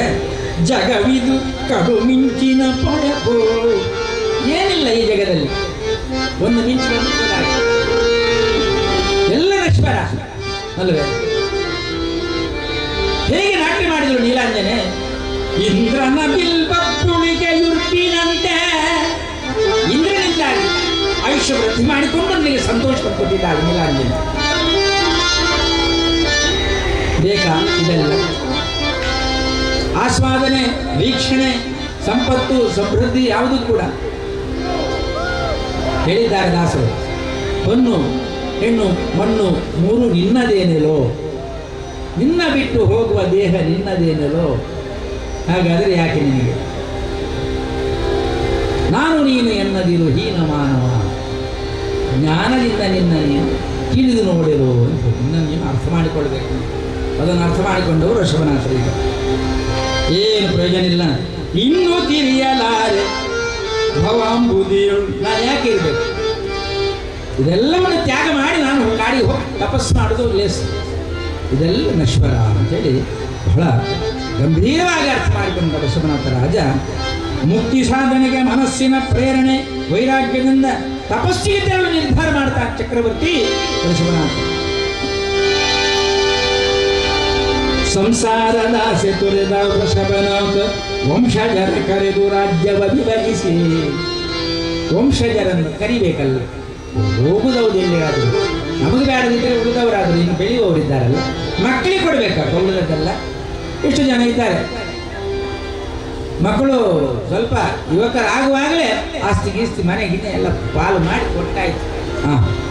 ಸಂತೋಷದಿಂದ ತಾಯಿ ಒಂದು ಮಗನ ಮನೆಯಲ್ಲಿ, ಮತ್ತೆ ತಂದೆ ಒಂದು ಮಗಳ ಮನೆಯಲ್ಲಿ 1 ತಿಂಗಳು ಕೂತ್ಕೊಳ್ಳೋದು. ಒಂದು 6 ತಿಂಗಳವರೆಗೆ ಹಾಗೆ ಮಾಡ್ತಾರೆ. ಮತ್ತೆ ತಾಯಿ ತಂದೆ ಇಲ್ಲವೇ ಇಲ್ಲ, ಎಲ್ಲಿ ಹೋದ್ರು ಅವ್ರು ಕೇಳಬೇಕು, ಯಾರಾದರೂ ಬಂದು ಅವರು ಅನಾಥಾಶ್ರಮದಲ್ಲಿ ಇವರು ಮಾತ್ರ ಇರೋದು. ಈ ಪರಿಸ್ಥಿತಿಗೆ ಬಂದು ಮುಟ್ಟಿದೆ ನನ್ನ. ಆದರೆ ಪಾಪ ಅವರು ಮಕ್ಕಳ ಒಂದು ಪ್ರೀತಿಗಾಗಿ, ಮಕ್ಕಳ ಸಂತೋಷಕ್ಕಾಗಿ ಅಷ್ಟು ಬೇಗ ಪಾಲು ಮಾಡಬಾರ್ದು. ಹಿರಿಯರು ಮುಂಚಿನವರೆಲ್ಲ ಪಾಲು ಮಾಡುವುದಿಲ್ಲ ಅಲ್ವಾ? ಹಾಗೆ ಮಾಡುವುದಿಲ್ಲ. ಅವರು ಸಾಯುವ ಚಾಪೆಯಲ್ಲಿ ಬಿಟ್ಟುವರೆಗೂ ಪಾಲೇ ಮಾಡುವುದಿಲ್ಲ. ನಾವು ಹೋದ್ಮೇಲೆ ಬೇಕಂತ ಇಲ್ಲಾದರೂ ಮಾಡಿರ್ತಾರೆ, ಹಾಲು ಆಗಲೇ ಮಾಡಿಕೊಡೋದು. ಈ ರೀತಿಯಲ್ಲಿ ಅದು ನಮ್ಮ ಹಿರಿಯರ ಬುದ್ಧಿವಂತಿಕೆ ಅಲ್ಲವೇ? ಹಾಗಾಗಿ ಇಂಥ ಈ ಒಂದು ಮನಸ್ಸಿನಲ್ಲಿ ವೃಷಭನಾಥ ರಾಜ ಸಂಸಾರ ರಾಜ ತೊರೆದ ವೃಷಭನಾಥ ವಂಶಜರ ಕರೆದು ಕೊಡಬೇಕೆಲ್ಲರಿಗೂ. ನನ್ನ ಮಕ್ಕಳು ಇದ್ದಾರೆ, ಭರತ ಮತ್ತು 98 ಜನ, ಮಗಳು ಸೇರಿ 100 ಜನ, ಅದರ ಒತ್ತಿಗೆ ಮತ್ತೋರ್ವ ಇದ್ದಾನೆ. ಹೀಗೆ ಅವರಿಗೆಲ್ಲ ನಾನು ಇದ್ದಂಥ ರಾಜ್ಯವನ್ನೆಲ್ಲ ಪಾಲು ಮಾಡಿ ಕೊಟ್ಟು ನಾನು ಬೇಕಾದ್ರೆ ಹೋಗ್ತೇನೆ, ಎಲ್ಲಿಗಾದರೂ ತಪಸ್ಸಿಗೆ ತೆರಳುತ್ತೇನೆ. ಎಂಬ ರೀತಿ ನಿರ್ಧಾರಕ್ಕೆ ಮಾಡ್ತಾನೆ. ಆ ಕಾರಣಕ್ಕೆ ಮಕ್ಕಳು ಜಗಳ ಆಡಬಾರ್ದು, ಮತ್ತೆ ನನ್ನಿಂದಲೇ ಕೆಲಸ ಆಗಬೇಕು, ಜಗಳವಾಡದಂತೆ ನಾನು ಅದನ್ನು ಮಾಡಬೇಕೆಂಬ ರೀತಿಯಲ್ಲಿ ಎಲ್ಲ ಮಕ್ಕಳನ್ನು ಕತ್ತಿದ್ದಾನೆ ಋಷಭನಾಥ ಚಕ್ರವರ್ತಿ. ಹಿರಿಯ ಪುತ್ರನು ಭರತನ ವಶಕ್ಕೆ ಅಯೋಧ್ಯ ರಾಜ್ಯದ ಆಳ್ವಿಕೆಯೋ, ಹಿರಿಯ ಪುತ್ರನು ಭರತನ ವಶಕ್ಕೆ ಅಯೋಧ್ಯ ರಾಜ್ಯದ ಆಳ್ವಿಕೆಯೋ, ಪೌದನಪುರದಾಡಳಿತ ಬಾಹುಬಲಿಗೆ, ಪೌದನಪುರದಾಡಳಿತ ಬಾಹುಬಲಿಗೆ, ಉಳಿದೊಂದು ರಾಜ್ಯ ಇತರ ಮಕ್ಕಳಿಗೆ, ಉಳಿದೆಲ್ಲ ರಾಜ್ಯವ ಇತರ ಮಕ್ಕಳಿಗೆ.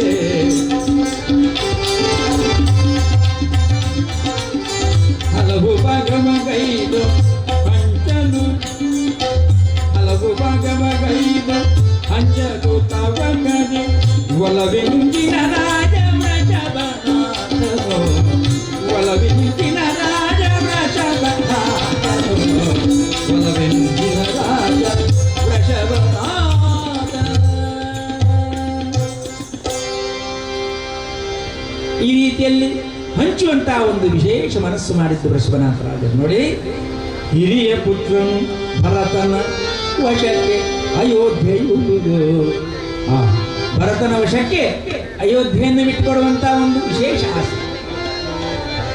ದೊಡ್ಡ ಮಗ ಅಲ್ವಾ? ಅಯೋಧ್ಯ ರಾಜ್ಯದ ಆಳ್ವಿಕೆಯೋ, ಪೌದನಪುರದ ಆಡಳಿತ, ಪೌದನಪುರ ಇನ್ನೊಂದು, ಇದರ ಆಡಳಿತವನ್ನು ನಡೆಸಬೇಕಂತೇಳಿ ಬಾಹುಬಲಿಗೆ ಈಯುತ. ಉಳಿದೊಂದೊಂದು ರಾಜ್ಯ, ಉಳಿದ ಮಸ್ತ್ ತುಂಬ ಇದೆ ರಾಜ್ಯ, ಇತರ ಮಕ್ಕಳಿಗೆ ಹಂಚಿ ಹಲವು ಭಾಗಮಗೈದು, ಒಲವಿನಿಂಚಿನ ರಾಜ ವೃಷಭಗಾಯ.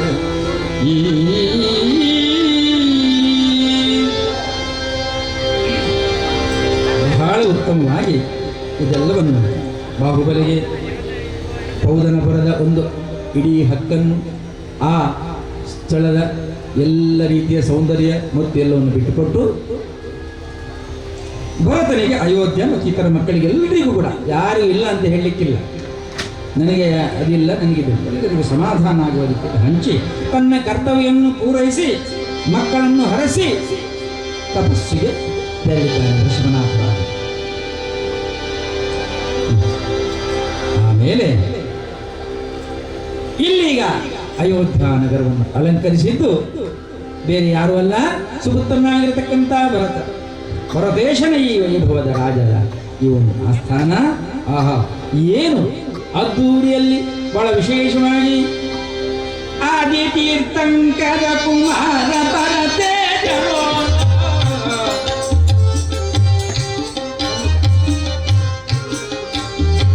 ಆದಿ ತೀರ್ಥಂಕರ ಕುಮಾರ ಭರತೇಜ ಯೋಧದಿಂದೆಯುತ ಅಯೋಧ್ಯೆಯಲ್ಲಿ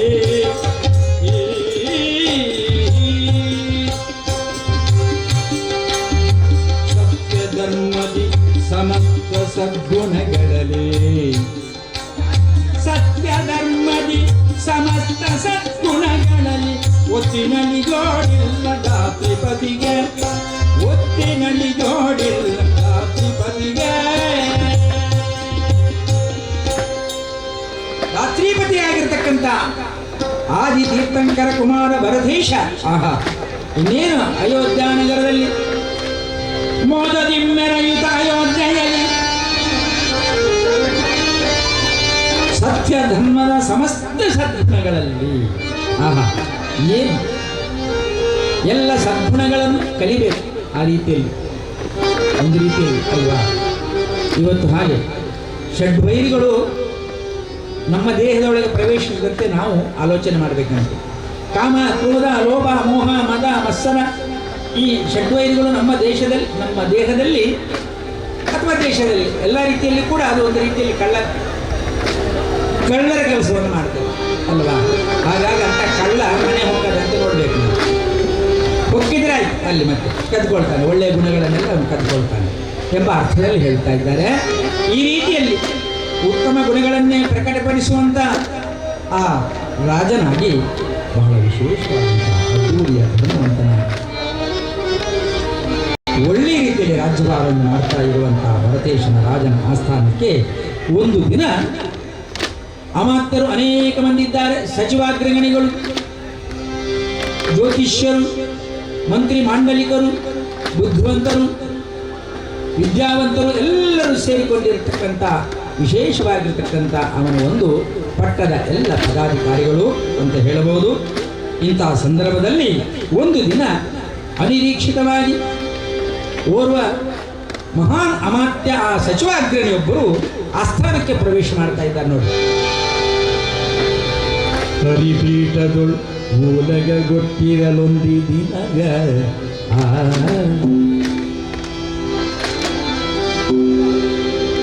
ಹರಿಪೀಠದೊಳು ಓಲಗ ಗೊಟ್ಟಿರಲೊಂದು ದಿನ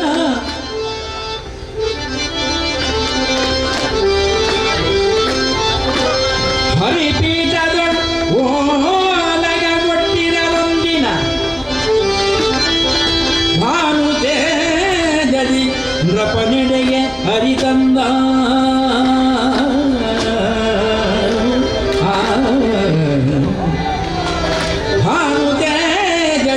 ನೃಪನೆಡೆಗೆ ಹರಿತಂದ ಸಚಿವಾಗ್ರಣಿ ಬಂದು ನುಡಿದ, ಸಚಿವಾಗ್ರಣಿ ಬಂದು ನುಡಿದ. ಆ ಸಚಿವಾಗ್ರಣಿ ವಿಶೇಷವಾಗಿ ಭರತೇಶನ ಆಸ್ಥಾನಕ್ಕೆ ಬಂದು ಆ ಸಭೆಗೆ ಬಂದು ಏನು ನುಡಿದ? ಜನಿಸಿ ರಂಜಿಸುತ್ತೇವೆ ಶಸ್ತ್ರಗಾರರು ಅನತರ ಸಭೆಯಲ್ಲಿ ಚಕ್ರರಥುನವೋ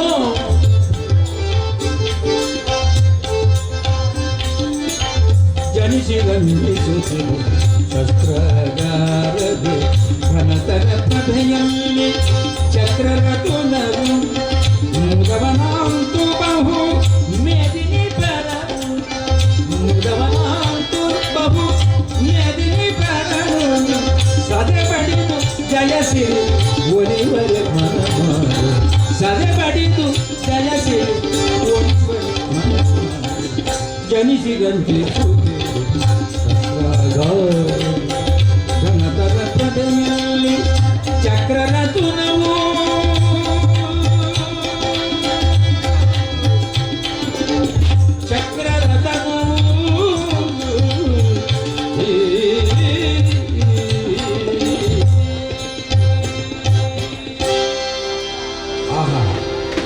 ಇಲ್ಲಿ ಒಂದು ವರ್ತಮಾನವನ್ನು ತಂದವರು ಸಚಿವಾಗ್ರಹಣ ಬೇರೆ ಏನನ್ನು ಅಲ್ಲ. ಜನಿಸಿ ರಂಜಿಸುತ್ತೀರ ಶಸ್ತ್ರಾಂಗಾರದಿ. ಅನಿರೀಕ್ಷಿತವಾದಂಥ ವಿಶೇಷ ಆಶ್ಚರ್ಯ. ಘನತರ ಪ್ರಭೆಯಲ್ಲಿ ಆವಿರ್ಭೂಷಿದಂಥ ಒಂದು ಚಕ್ರರತ್ನ. ಯಾರು? ಈ ಭರತೇಶನ ಶಸ್ತ್ರಾಗಾರದಲ್ಲಿ ಬೇರೆ ಎಲ್ಲೂ ಅಲ್ಲ. ಅದು ಅರಿಯದೆ ಅಲ್ಲಿ ಆಗಿದೆ, ಈ ರೀತಿಯಲ್ಲಿ ಅಭಿವೃದ್ಧಿಸಿದೆ. ಏನಪ್ಪ ವಿಶೇಷ ಅಂತೇಳಿ ನೋಡುವಾಗ ಬುದ್ಧಿವಂತರಾಗಿರ್ತಕ್ಕಂಥ ಜ್ಞಾನವಂತರಾಗಿರ್ತಕ್ಕಂಥ ಅಮಾತ್ಯರು ಸಚಿವರಲ್ಲದೆ ಜ್ಯೋತಿಷ್ಯ ಶಾಸ್ತ್ರದ ಮೂಲಕವಾಗಿ ಕೂಡ ಇದೇನಪ್ಪ ಆಶ್ಚರ್ಯ ಅನಿರೀಕ್ಷಿತ ಅಂತೇಳಿ. ಚಕ್ರರಥುನದ ಮಹಿಮೆಯೇನದು ಅಂದರೆ ಎಲ್ಲರೂ ತಿಳಿದು ಅದನ್ನು ತಿಳಿಸ್ಬೇಕಲ್ಲ ಅರಸನಿಗೆ ಅಲ್ವಾ. ಮುದವನಂತು ಬಹು ಮೇದಿನಿ ಪರನು ಬಹು ಮೇದಿನಿಯಾದ ಸರನು ಸದೆ ಬಡಿದು ಜಯಸಿರಿಯ ದಿಗ್ವಿಜಯದ ಮೂಲಕ. ಮೇದಿನಿ ಪರರು ಯಾರೆಲ್ಲ ಇದ್ದಾರೋ ತಮ್ಮಂದಿರು ಅಂತೇಳಿ ಅಲ್ಲ, ಬೇರೆ ಎಲ್ಲ ದಿಗ್ದೇಶಗಳಿಗೆ ಹೋಗಿ ದಿಗ್ವಿಜಯಕ್ಕೆ ಹೋಗಿ ಅವರನ್ನೆಲ್ಲ ಸದೆ ಬಡಿದು ಅಥವಾ ಬೇರೆ ಬೇರೆ ಸಮಾಧಾನದಿಂದಲೂ ಅವರು ಕಪ್ಪವನ್ನು ಸ್ವೀಕರಿಸಿ ಎಲ್ಲವನ್ನು ವಹಿಸಿಕೊಂಡು ಚಕ್ರವರ್ತಿಯಾಗುವುದು, ಅನಂತ ಚಕ್ರವರ್ತಿಯಾಗಿ ಒಂದು ರೀತಿಯಲ್ಲಿ ಆ ಮೂಲಕ ಆ ಚಕ್ರರತ್ನದ ವಿಶೇಷ ಫಲವನ್ನು ಅನುಭವಿಸುವಂಥದ್ದು. ಹಾಗೆ ಮಾಡಿದರೆ ಮಾತ್ರ ಆ ಚಕ್ರರತ್ನ ಹೋಗ್ತದೆ, ಅದಕ್ಕೆ ಗೌರವ ಸಲ್ಲಿಸಿದಂತೆ ಆಗ್ತದೆ. ಸದೆ ಬಡಿದು ಜಯಿಸಿರಿ ಒಲಿವರ ಮನ ಮಾಡಿ ಮುದವನಾಂತು ಬಹುಮೇದಿನಿ ಪರರನು ದಿಗ್ವಿಜಯದೇ.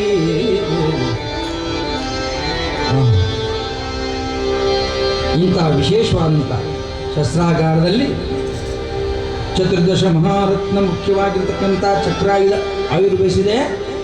ಇದರ ಸದುಪಯೋಗವನ್ನು ಹೇಗೆ ಮಾಡುವುದು ಎಂಬಿತ್ಯಾದಿ ವಿಚಾರಧಾರೆಗಳನ್ನು ಎಲ್ಲರೂ ಕೂಡ ಹಿರಿಯರು ಹೇಳಿದ್ದಾರೆ. ಹಾಗಾಗಿ ಅದನ್ನು ಆಲಿಸಿದಂಥ ಭರತೇಶ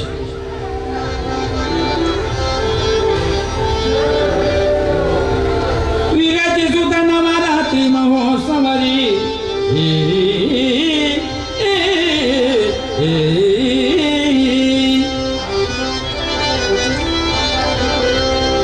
ದಿಗ್ವಿಜಯ ಆಗ್ಬೇಕಲ್ಲ. ಈಗ ಹೇಳಿದ್ದಾರೆ ಚಕ್ರರತ್ನ ಆವಿರ್ವಹಿಸಿದ್ದೇನು ನನ್ನ ಒಳ್ಳೆಯದಕ್ಕೆ, ನನ್ನ ಶ್ರೇಯಸ್ಸಿಗೆ ಅಂತ ಅರ್ಥ ಆಯಿತು. ಆದರೆ ಅದಕ್ಕೆ ಸರಿಯಾದಂಥ ಕೆಲಸ ಆಗಬೇಕು, ಆ ಕಾಯಕದಲ್ಲಿ ನಾನು ಮುಂದುವರಿಬೇಕು ಅಂತೇಳಿ ಅಮಾತ್ಯರ ಅಥವಾ ಎಲ್ಲರ ಹಿರಿಯರ ಎಲ್ಲ ಒಂದು ಮಾತುಗಳನ್ನು ಕೇಳಿದಂಥ ಭರತೇಶನು ತಡ ಮಾಡಬೇಕು.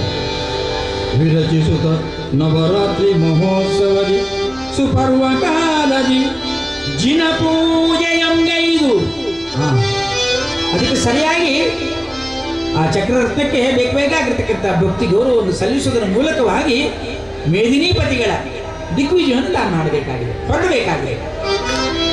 ಜಿನ ಪೂಜೆಯಂಗೈದು ಘನಚಕ್ರವನ್ನು ಹಚ್ಚಿಸಿ ಭಕ್ತಿಯೊಳು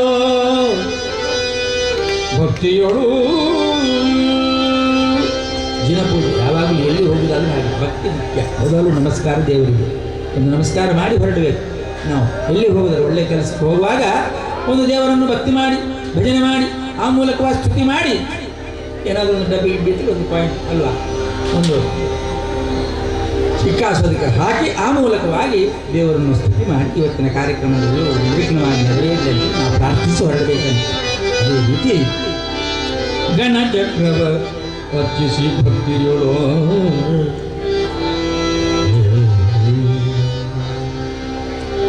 ತಡ ಮಾಡಲಿಲ್ಲ. ಸಚಿವರೆಂದಂತೆ ಈ ಕೆಲಸವನ್ನು ನಾನೀಗ ಮಾಡಬೇಕಾಗಿದೆ, ಹೊರಡ್ತೇನೆ ಅಂತೇಳಿ ಪರತನಾಗ ಭರತೇಶನು ಭರದಿಂದ ದಿಗ್ವಿಜಯಕ್ಕೆ ಭರತನಾಗ ಭರತೇಶನು ಭರದಿಂದ ದಿಗ್ವಿಜಯ ಧುರವೀರರ ರಾಜ್ಯ ಕೊಟ್ಟು ಧರ್ಮದಿಂದಲೇ ಧುರವೀರರ ರಾಜ್ಯ ಕೊಟ್ಟು ಧರ್ಮದಿಂದಲೇ ಶರಣೇಶ್ವರ ಶಿರೋ ರತನ ಮೆರೆಯುತ್ತಿರುವ ಚಕ್ರರತ್ನ ಶರಣೇಶ್ವರ ಶಿರೋ ರತನ ಮೆರೆಯುತ್ತಿರುವ ಚಕ್ರರತ್ನ ಅರಸರೆಲ್ಲ ಬಲವನಂತು ತಪ್ಪವೀಯಲು ಅರಸರೆಲ್ಲ ಬಲವನಂತು ತಪ್ಪವೀಯಲು ಅರಸರೆಲ್ಲ ಬಲವನಂತು ತಪ್ಪವೀಯಲು ಅರಸರೆಲ್ಲರೂ ಕೂಡ ಇವನ ಬಲವನ್ನಂತು. ಚಕ್ರರತ್ನದ ಮಹಿಮೆಯೋ ಏನೋ ಗೊತ್ತಿಲ್ಲ. ಆ ರೀತಿಯಲ್ಲಿ ದಿಗ್ವಿಜಯಕ್ಕೆ ಹೊರಟದ್ದು ಬೇರೆ ಯಾರಲ್ಲ, ಭರತ. ಭರದಿಂದಲೇ ದಿಗ್ವಿಜಯಕ್ಕೆ ಧುರವೀರರ ರಾಜ್ಯವನ್ನೆಲ್ಲ ಪುಟ್ಟಿದ್ದಾನೆ. ಕೆಲವರಿಗೆಲ್ಲ ಬರೆದು ಕಳಿಸಿದ್ದಷ್ಟೇ, ತಪ್ಪ ಕಾಣಿಕೆಯನ್ನು ಕೊಡಬೇಕು, ನಿಮ್ಮ ರಾಜ್ಯವನ್ನು ಒಪ್ಪಿಸಬೇಕು, ಬೇರೆ ಏನಿಲ್ಲ ಅಷ್ಟೇ. ಆಯ್ತಪ್ಪ ಅಂತೇಳಿ ತಂದು ಒಪ್ಪಿಸ್ತಾರೆ. ಕೆಲವರಿಗೆಲ್ಲ ಜಗಳ ಆಗುದಿಲ್ಲ. ಒಳ್ಳೆ ರೀತಿಯಲ್ಲಿ ಕೇಳಲಿಕ್ಕೆ ಬಂದಿದ್ದಾರೆ, ಆಯ್ತು ಇನ್ನು ಯಾಕೆ ಸುಮ್ಮನೆ ಜಗಳ ಅಂತೇಳಿ ಅಲ್ವಾ, ಆ ಜಗಳ ಬೇಡ ಅಂತೇಳಿ ಬೇಗ ತಂದು ಕೊಡ್ತಾರೆ. ಇನ್ನು ಕೆಲವರು ಏನೋ ಸ್ವಲ್ಪ ಆಚೆ ಈಚೆ ಒಂದು ಮಾತುಕತೆ ಮಾಡಿ ಆಯ್ತು ಮತ್ತೆ ಕೊನೆಗೆ ಮತ್ತೆ ಆಯ್ತು ಅಂತ ಹೇಳುವವರು ಇದ್ದಾರೆ. ಅಂತೂ ಇಂತೂ ಎಲ್ಲರೂ ಕೂಡ ಮೆರೆಯುತ್ತಿರುವ ಚಕ್ರರತ್ನ ಅರಸರೆಲ್ಲ ಬಲವನಾಂತ ಇವನ ಬಲವನ್ನೆಲ್ಲ ಕಂಡು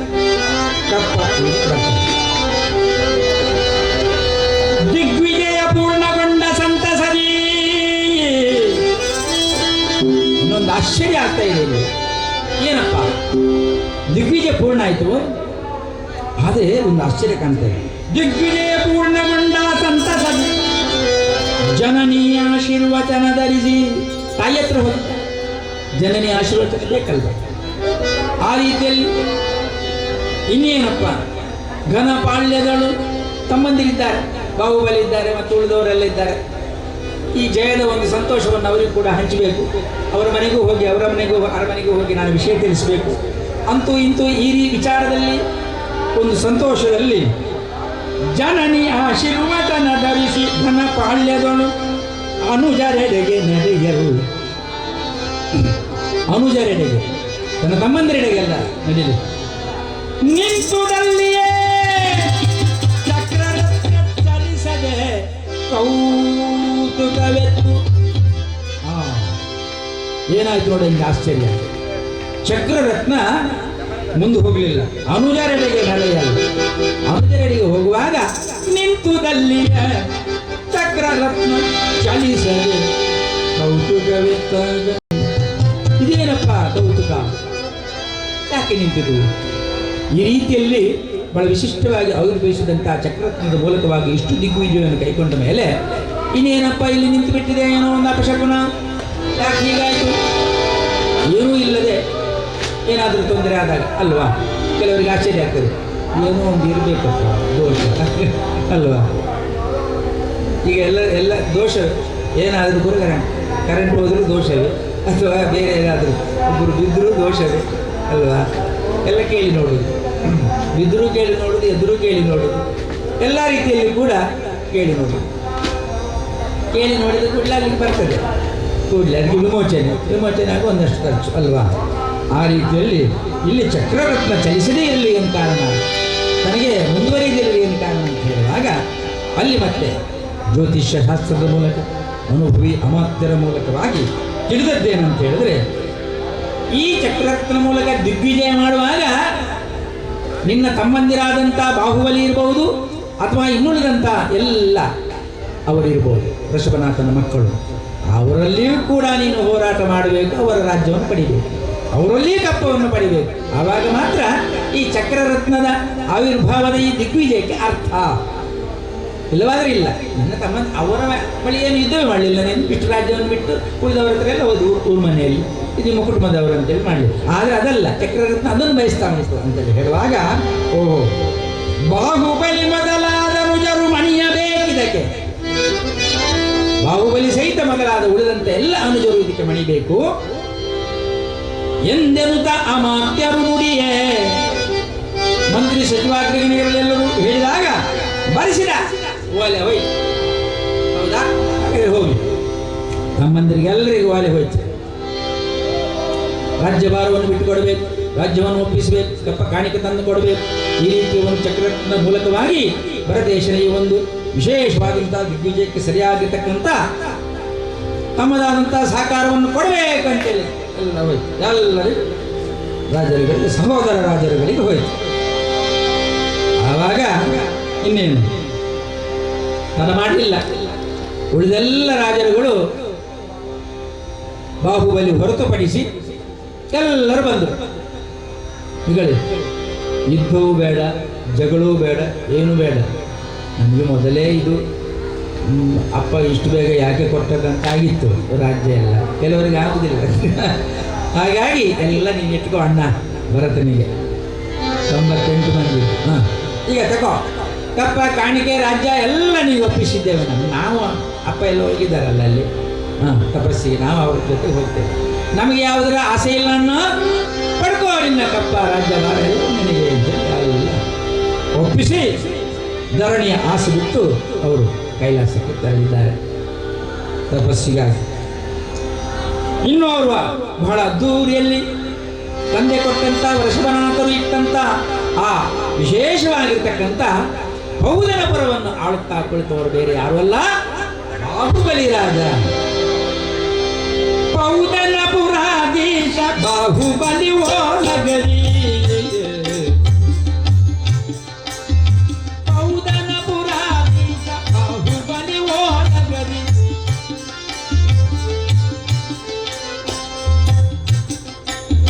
ಸೌಧ ಪುತ್ತಳಿ ದ್ವಾರ ಮಾಣಿಕದ ಸ್ವಭಗೋ,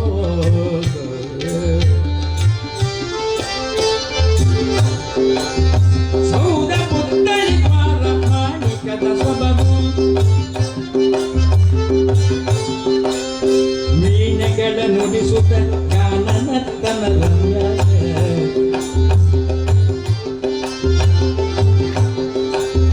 ಮೀನೆಗಳ ನುಡಿಸುತ್ತ ಗಾನನತ್ತನ ರಮ್ಯ. ಮಾನಿನಿಯರೆಲ್ಲ ಚಾಮರ ಬೀಸುತ್ತ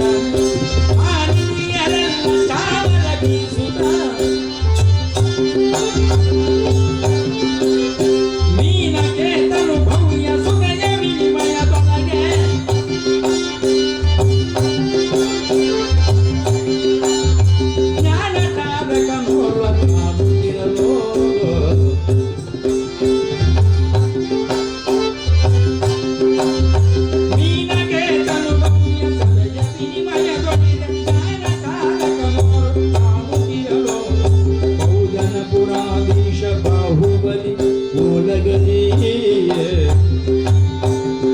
ಓಲಗದಿ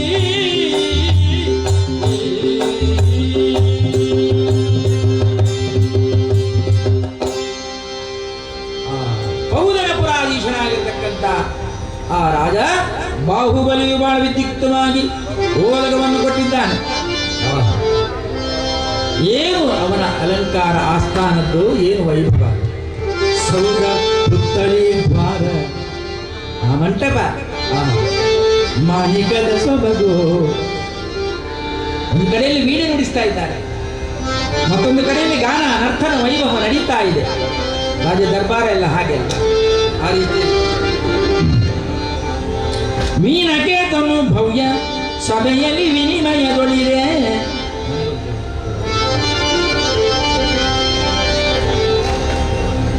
ಅಂಥ ಅವನ ದಿವ್ಯ ಸಭೆಯಲ್ಲಿ ಜಾಣ ಚಾರಕನು ಓಡುವ ಸಭೆಗೆ ಬರ್ತಾನೆ. ವೈಭವದ ಸಭೆ, ವಿದ್ಯುಕ್ತವಾಗಿರ್ತಕ್ಕಂತಹ ಸಭೆ.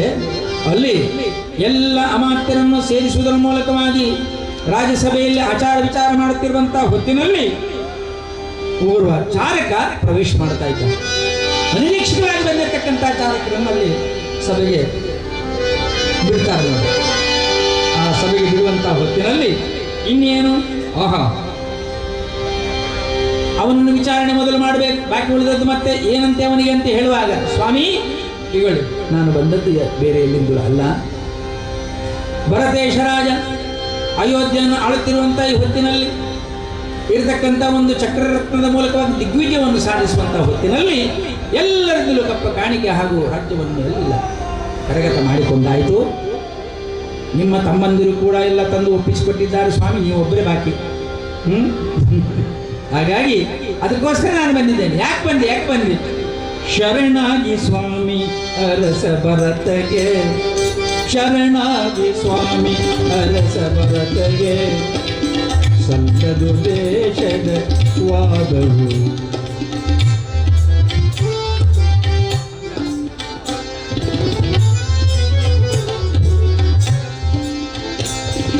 ಶರಣಾಗಿ ಸ್ವಾಮಿ ಅರಸ ಭರತಗೆ,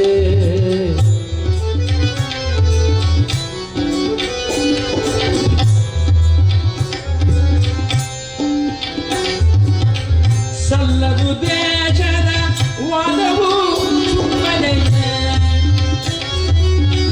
ಸಲ್ಲದು ದೇಶದ ವಾದವು ಸುಮ್ಮನೆ, ಬಡಿದ ಚಕ್ರವು ಗಮನಕ್ಕೆ ದಂತೆ.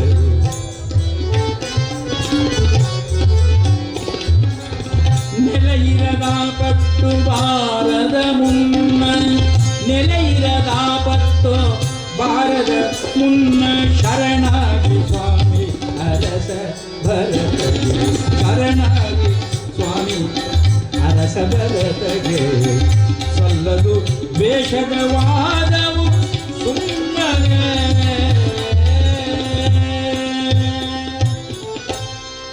ಶರಣಾಗಿ ಸ್ವಾಮಿ ನೀವು ಯಾರಿಗೆ ಶರಣಾಗಬೇಕು? ಅರಸ ಭರತಗೆ.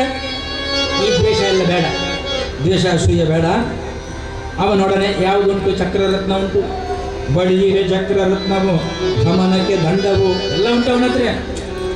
ನೆಲೆಯಿಂದ ಈ ರೀತಿಯಲ್ಲಿ ನಿಮಗೆ ಆಪತ್ತು ಸುಮ್ಮನೆ ಕಷ್ಟ ಹಾಗಾದರೆ ಅಷ್ಟೇ, ಸುಮ್ಮನೆ ಆಪತ್ತನ್ನು ತಗೊಂಡು ಮೈ ಮೇಲೆ ಹಾಕೊಳ್ಳಲ್ಲ. ಯಾರು ಬಂದವ ಹೇಳುವುದು ಯಾರಿಗೆ? ಬಾಹುಬಲಿಗೆ.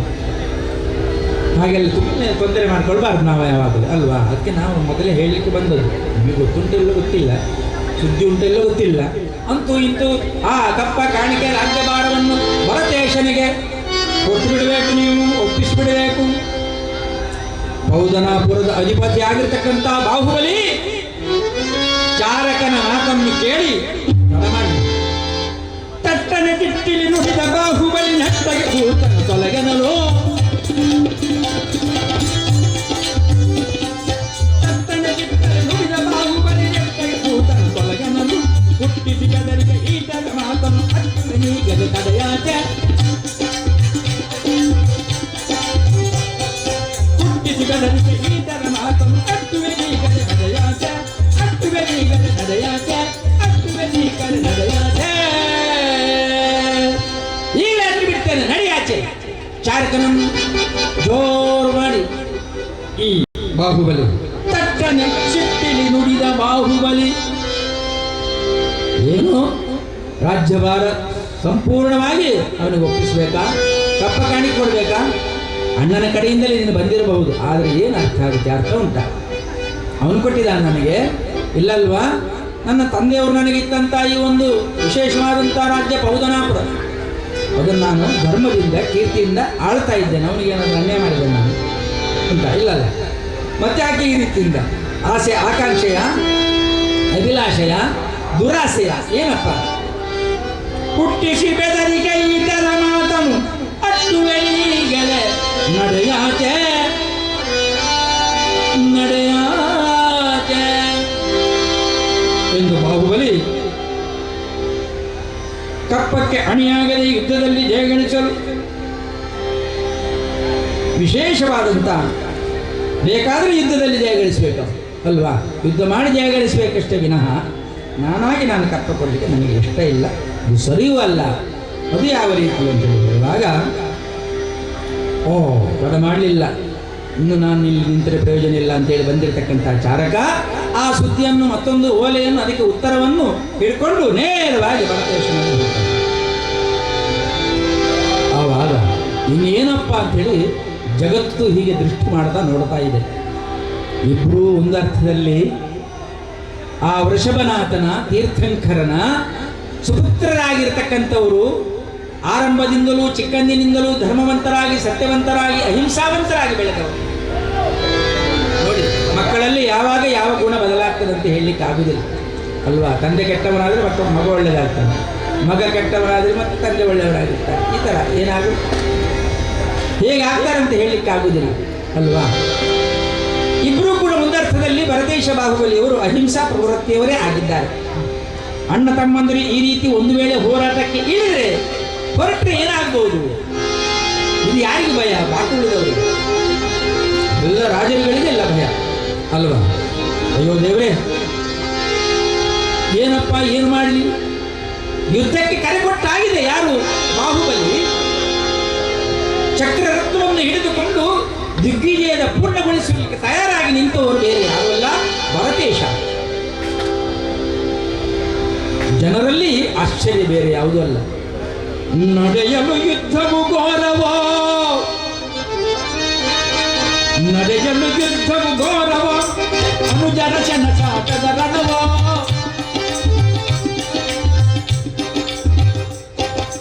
ನಡೆಯಲು ಯುದ್ಧವು ಘೋರವೋ, ಅನುಜರ ಶನಸಾಟದ ರಣವೋ, ಛಲದಿಂದಲೇ ಬಾಂಧವ್ಯವ ಮರೆಯುತ್ತ, ಬಾಂಧವ್ಯ ಅಣ್ಣ ತಮ್ಮಂದಿರು, ಛಲದಿಂದಲೇ ಬಾಂಧವ್ಯವ ಮರೆಯುತ್ತ, ಬಲುಪಂಥದ ಹೋರಾಟವು, ಬಲುಪಂಥದ ಹೋರಾಟವು.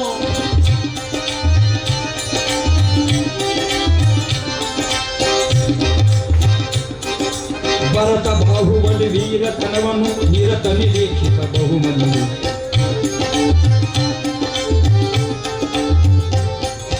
ಭರತ ಬಾಹುಬಲಿ ವೀರತನವನ್ನು ನಿರತ ನಿರೀಕ್ಷಿತ ಬಹುಮಂದಿ, ರಕ್ತಪಾತವದು ನಡೆಯದಂತವರ ಮಲ್ಲ ಯುದ್ಧಕ್ಕೆ ತೋರಿದರು, ರಕ್ತಪಾತವದು ನಡೆಯದಂತವರ ಮಲ್ಲ ಯುದ್ಧಕ್ಕೆ ತೋರಿದರು, ಮಲ್ಲ ಯುದ್ಧಕ್ಕೆ ಕೋರಿದರು, ಮಲ್ಲ ಯುದ್ಧಕ್ಕೆ ಕೋರಿದರು.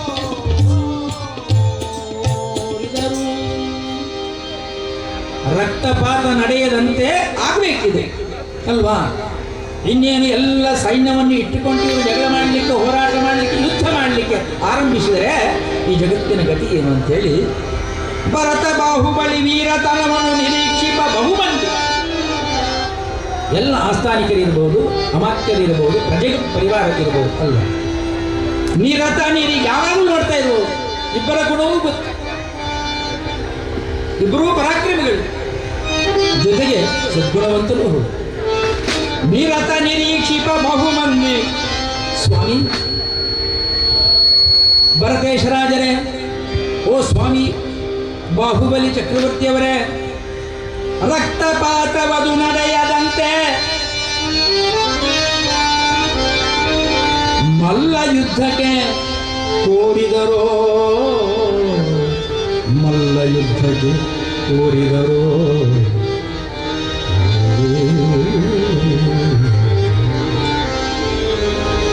ಮಲ್ಲ ಯುದ್ಧ ಮಾಡುವುದಾದರೆ ತೊಂದರೆ ಇಲ್ಲ.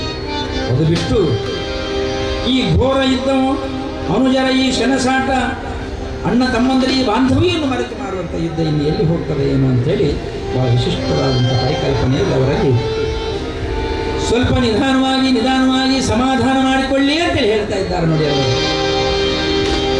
ಆವಾಗ ಹಿಂಸಾತ್ಮಕ ವಿಚಾರಗಳಲ್ಲಿ ಯಾವತ್ತೂ ಆಸಕ್ತಿ ಇರದಂಥ ಅನುಜರು ಅವರಿಗೂ ಕೂಡ ಬೇಡ ಆಗಿದೆ. ಹಿಂಸೆ ಇಲ್ಲವೇ ಅಹಿಂಸಾ ತತ್ವದಲ್ಲೇ ಅವರು ಬೆಳೆದವರು, ಹಿಂಸೆ ಅವರಿಗೆ ಆಗುವುದಿಲ್ಲ.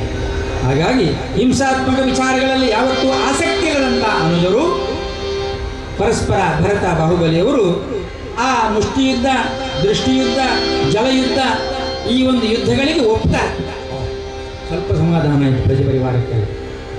ಇನ್ನೇನು ಕತ್ತಿ ಗುರುದಾನಿ ಬಾಂಬ್ ಇಲ್ಲ ಅಲ್ವಾ ಅಂತೇಳಿ ಅಲ್ವಾ, ಇಲ್ಲಿ ಊರು ಪೂರ ಹಾಳಾಗ್ತದೆ.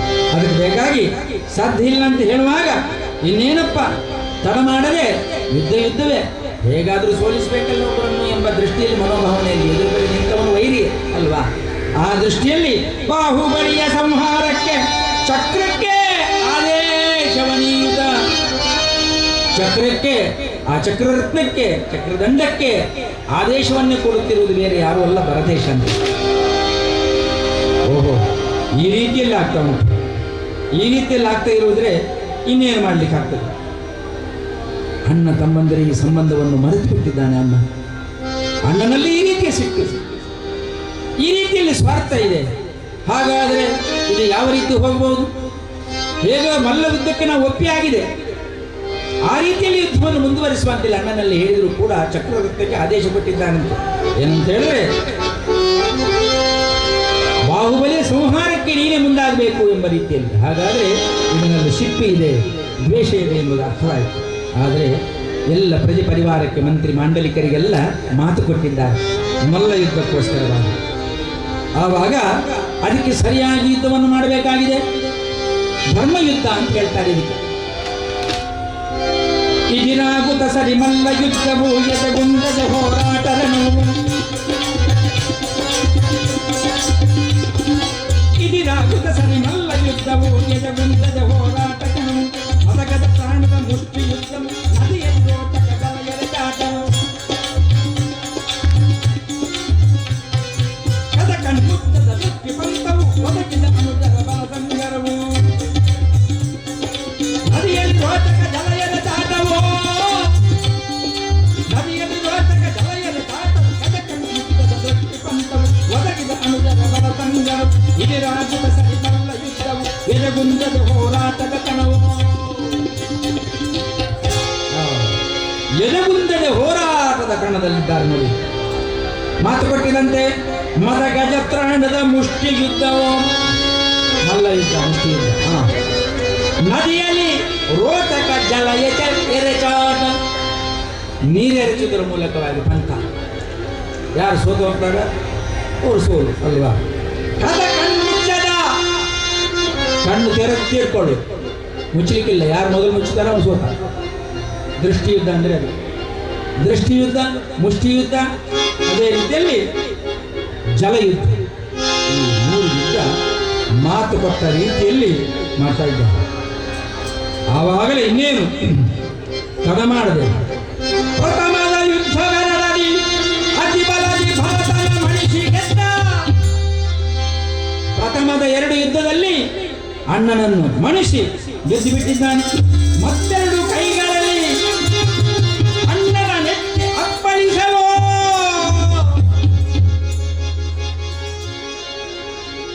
ಯುದ್ಧ ಮಾಡುವಾಗ ಅವನಪ್ಪ ವೈರ್ ಸ್ಥಾನದಲ್ಲಿ ನಿಂತವ, ನೋ ಮಾವ ನೋ ಭಾವ ಅಂತ ಎಣಿಸಿದ್ರೆ ಆಗುತ್ತಾ? ಇಲ್ಲ. ಮಹಾಭಾರತದಲ್ಲಿ ಆಗುತ್ತೆ ಅದೇ ಅಲ್ವಾ. ಭಾರತ ಯುದ್ಧದಲ್ಲಿ ಅದು ಅದೇ ಆಗಿದೆ. ಈ ರೀತಿಯಲ್ಲಿ ಆಗಬಾರ್ದು. ಮತ್ತೆರಡು ಕೈಗಳಲ್ಲಿ ಅಣ್ಣ ಅಪ್ಪಳಿಸಲು, ಅಪ್ಪಳಿಸಲಿಕ್ಕೆ ಹೋಗುವಾಗ ಅಣ್ಣನನ್ನು ಎತ್ತಿ ಅಂತ ಬಾಹುಬಲಿ ಹೆಸರಿಗೆ ತಕ್ಕಂತೆ ಬಲಶಾಲಿಯಾಗಿರ್ತಕ್ಕಂಥ ಬಾಹುಬಲಿ ಹಾಗೆ ಮಾಡುವಾಗ ಚಕ್ರರತ್ನ 3 ಸುತ್ತು ಬಂದು ಅವನ ಬಳಿ ನಿಂತಿದೆ ಅಂತೆ ಬಾಹುಬಲಿಯ. ನೋಡಿ ಚಕ್ರರತ್ನ ಅಂದರೆ ಜಯರತ್ನ, ಅದು ಒಂದು ಲೆಕ್ಕದಲ್ಲಿ. ಆ ಜಯರತ್ನ ಚಕ್ರರತ್ನವು ಬಾಹುಬಲಿಯ ಬಳಿಗೆ ಬಂದು 3 ಸುತ್ತು ಬಂದು ನಿಂತಿದೆ. ಆವಾಗ ಇಷ್ಟು ದಿಗ್ವಿಜಯ ಹೋಗಿ ಸಿಕ್ಕಿದಂಥ ಎಲ್ಲ ರಾಜರುಗಳ ರಾಜ್ಯ ಮತ್ತು ಕಪ್ಪ, ಅದರ ಜೊತೆಗೆ 98 ಮಂದಿ ತಮ್ಮಂದಿರ ವಿಶೇಷವಾಗಿರತಕ್ಕಂಥ ರಾಜ್ಯಭಾರಗಳು, ಆ ರಾಜಧಾನಿಗಳು ಮತ್ತು ಕಪ್ಪ, ಜೊತೆಗೆ ಅದೆಲ್ಲವನ್ನು ಪಡೆದುಕೊಂಡು ಬಂದಿರತಕ್ಕಂಥ ಚಕ್ರವರ್ತಿಯಾಗಿ ಮೆರೆದಾಡುತ್ತಿರುವಂಥ ಭರತೇಶನು ಅಯೋಧ್ಯ ರಾಜ ಮತ್ತು ಕಪ್ಪ ಅಲ್ವಾ? ಅದು ಪೂರ್ಣ ಯಾರ ಪಾಲಿಗಾಯಿತು? ಬಾಹುಬಲಿಯ ಪಾಲಿಗಾಗುವಂಥ ಚಕ್ರವರ್ತಿ ಅವನ ಬಳಿ ಬಂದು ಸುತ್ತುವರೆದು ನಿಲ್ಲುವುದಾದರೆ ಜಯ ಯಾರ ಪಾಲಿಗೆ? ಬಾಹುಬಲಿಯ ಪಾಲಿಗೆ. ಆದರೆ ಎಷ್ಟು ಸಂತೋಷದಿಂದ ಬೀಗಬೇಕಿತ್ತು ಬಾಹುಬಲಿ, ಆದರೆ ಗೊಬ್ಬರ ಬಿದ್ದಿದ್ದಾನಂತೆ ಬಾಹುಬಲಿ.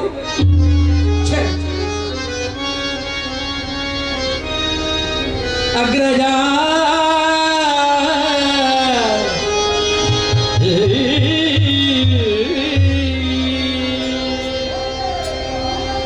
ಅಗ್ರಜ ಅಣ್ಣ, ಒಂದು ಮಾತು ಬಾಯಲ್ಲಿ. ತಾನೇ ಬಲವಂತನಾಗಿ ಮೆರೆದಾಡಬಹುದಿತ್ತು, ಸೋತಾಯ್ತು. ಅಪ್ಪಳಿಸಲಿಕ್ಕೆ ಹೋಗುವಾಗ ಅಯ್ಯೋ ಅಣ್ಣ ಅಂತ ಪ್ರೇಮ ಅಂಕುರಿಸಿದೆ ಬಾಹುಬಲಿಯಲ್ಲಿ. ಅಗ್ರಜನನ್ನು ನಾನು ಏಕೆ ಅಪ್ಪಳಿಸುವುದೇ? ಭ್ರಾತೃಭಾವ, ಅಣ್ಣನ ಭ್ರಾತೃಭಾವ ಅಲ್ಲಿ ಪಶ್ಚಾತ್ತಾಪ ಆಗ್ತಾ ಇದೆ. ಸಂಪೂರ್ಣ ಗೆಲುವು ತನ್ನ ಪಾಲಿಗಾದರೂ ಕೂಡ ಅಣ್ಣನಲ್ಲಿ ಕ್ಷಮೆಯಾಚಿಸಲಿಕ್ಕೆ ಪ್ರಾರಂಭ ಮಾಡಿದನು. ಎಂಥ ಆಶ್ಚರ್ಯ ನೋಡಿ ಬಾಹುಬಲಿಯ ತ್ಯಾಗ. ಈ ರೀತಿಯಲ್ಲಿ ಅಣ್ಣನ ಮೂಲಕವಾಗಿ ಸಂಪೂರ್ಣವಾಗಿ ನಾನು ಗೆದ್ದಿದ್ದೇನೆಂಬ ಅಹಂಭಾವ, ಅಹಂಕಾರ ಅಥವಾ ಸಂತೋಷವನ್ನು ಪಡೆದೆ ಭ್ರಾತೃಭಾವದಿಂದ ತುಂಬಿ ಬಂದು ಅಣ್ಣನಲ್ಲಿ ಕ್ಷಮೆಯಾಚಿಸಲು. ಗೆದ್ದ ಗೆಲುವಿನಿಂದ ರಾಜ್ಯ ಸಂಪತ್ತಿ ಎಲ್ಲವೂ ತನಗೆ ಬೇಡ. ಯಾಕೆ ಅಣ್ಣ? ನನಗೆ ಬೇಡ, ಇದು ಖಂಡಿತವಾಗಿಯೂ ನನಗೆ ಬೇಡ.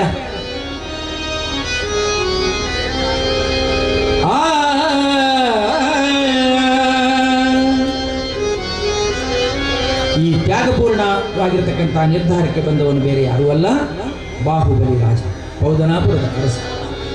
ಅಣ್ಣ ಅಂತೇಳಿ ಅಣ್ಣನ ಪಾದಕಮಲಕ್ಕೆ ಗೆದ್ದ ತಮ್ಮ ಬಿದ್ದಿದ್ದಾನೆ, ಸೋತವನಲ್ಲ.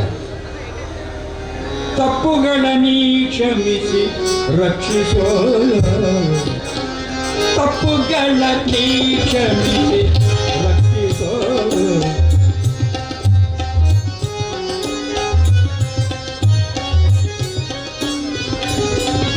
ದರ್ಪದಿವು ಅಗ್ರಜನು ಇದಿರಾಗಿ ಇರ್ಪತ, ಪಾಪಿತಾನೆಂದನ ಸಂದರ್ಭ ಮರುಗಿ.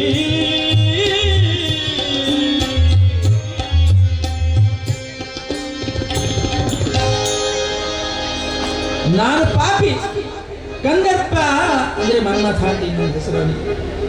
ಆ ರೀತಿಯಲ್ಲಿ ತಪ್ಪುಗಳ ಕ್ಷಮಿಸು ಅಣ್ಣ, ಅಗ್ರಜ ರಕ್ಷಿಸು. ಏನೋ ದರ್ಪದಿಂದ ಮೆರೆದನ.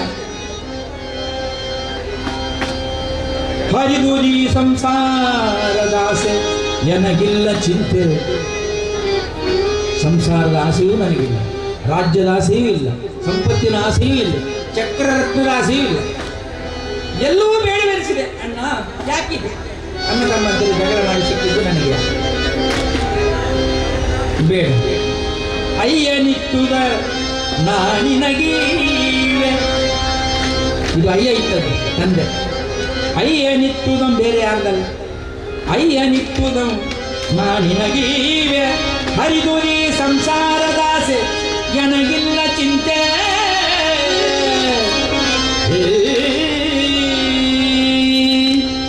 ಎಂದು ಎಲ್ಲ ತನ್ನ ರಾಜ್ಯ ಬೊಕ್ಕಸ ಭಂಡಾರಗಳನ್ನು ಅಣ್ಣ ಭರತನ ಪಾದ ಕಮಲದಲ್ಲಿ ಇಟ್ಟು ಹಿಂದೆ ನೋಡದೆ ಈಗ ತಕೋ ನಿನಗಿಟ್ಟುಕೋ, ನನಗೆ ಬೇಡ. ಯಾವುದೂ ಬೇಡ, ವಸ್ತ್ರವೂ ಬೇಡ, ಆಭರಣವೂ ಬೇಡ, ಕಿರೀಟವೂ ಬೇಡ, ರಾಜ್ಯವೂ ಬೇಡ, ಕಪ್ಪವೂ ಬೇಡ, ಸಂಪತ್ತುಗಳು ಬೇಡ, ಎಲ್ಲವನ್ನು ತ್ಯಾಗ ಮಾಡಿದ್ದೇನೆ. 3 ದಿನದ ಬಾಳುವೆ ಎಲ್ಲವೂ ಕ್ಷಣಿಕ ಅಲ್ವಾ? ಹೇಳಿದ್ದಾರೆ ದಾಸರು, ಗೇರು ಹಣ್ಣಿನಲ್ಲಿ ಬೀಜ ಸೇರಿದಂತೆ ಸಂಸಾರದಿ ಆಸೆ ಪಡದೆ ವಿಶೇಷವಾಗಿ ಯಾವುದಕ್ಕೂ ಆಸೆ ಪಡದಂತೆ ನೀಡಿರಬೇಕು. ಗೇರು ಹಣ್ಣಿನಲ್ಲಿ ಬೀಜ ಹೊರಗಿದ್ದುಕೊಂಡು ನಿರ್ಲಿಪ್ತತೆಯ ಉದಾಹರಣೆಯನ್ನು ಕೊಟ್ಟಿದ್ದಾರೆ. ಹಾಗಾಗಿ ನಿಜವಾಗಿ ಕೂಡ ಇಂಥ ಒಂದು ಆಸೆ ಆಕಾಂಕ್ಷೆಗಳಲ್ಲಿರಬೇಕಂದ್ರೆ ಯಾವ ರೀತಿಯಲ್ಲಿ ನಾವು ಜೀವನವನ್ನು ಸಾಗಿಸಬೇಕು, ಆಸೆ ಆಕಾಂಕ್ಷೆಗಳಿರದೆ ಅಂಥೇಳಿ ಕ್ಷಣವು ನೋಡದೆ ಅರಣ್ಯಕ್ಕೆ ತೆರಳುವಂತೆ ಅಪ್ಪಣೆಯನ್ನು ಕೊಡಬೇಕು.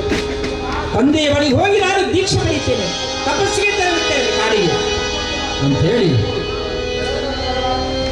ಭರತನಿಗೂ ಆವಾಗ ಪಶ್ಚಾತ್ತಾಪವಾಯಿತು. ಪಶ್ಚಾತ್ತಾಪದಿಂದ ಈ ಸಾಮ್ರಾಜ್ಯ ಯಾರಿಗೆ ತಮ್ಮ ಸಹೋದರ ಯಾರಿಗಿದು ಅಂತೇಳಿ ಕೇಳ್ತಾ ಇದ್ದ. ಆವಾಗ ಅದು ಗೊತ್ತಿಲ್ಲ ನನಗೆ, ನೀನು ಅದನ್ನು ಅನುಭವಿಸುವ ಅಥವಾ ಇನ್ಯಾರಿಗಾದರೂ ಹಂಚು ಇನ್ನು ಮುಂದೆ, ಅದು ನಿನಗೆ ಬಿಟ್ಟ.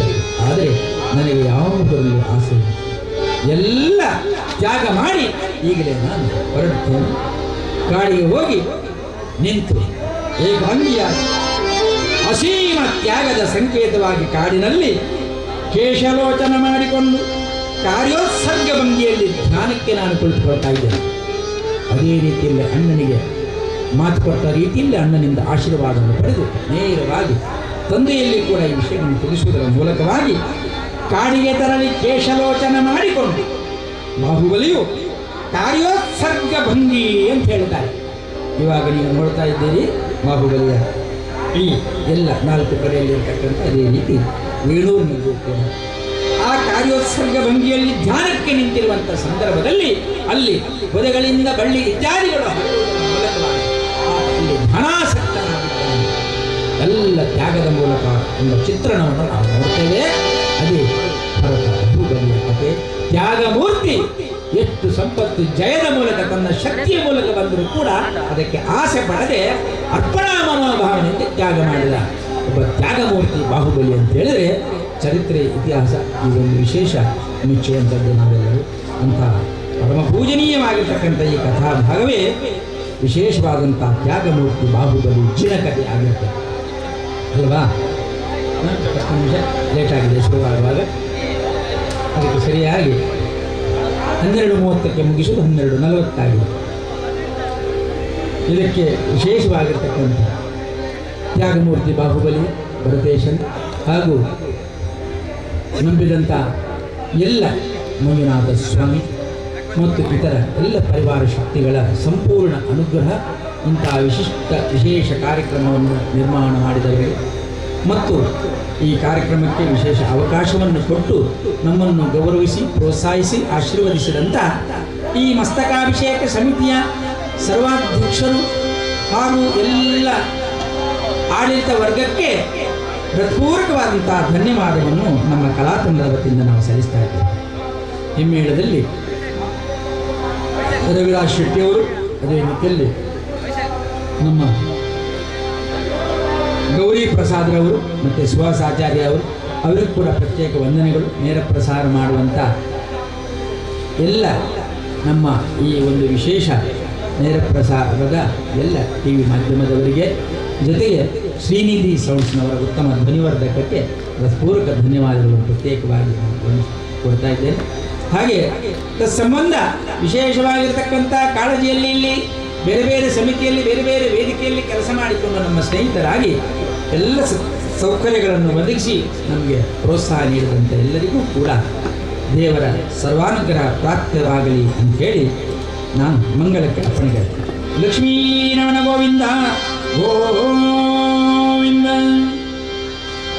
ಮಂಗಳ ಜಯ ಶುಭ ಮಂಗಳ, ಮಂಗಳ ಜಯ ನಿತ್ಯ ಮಂಗಳ.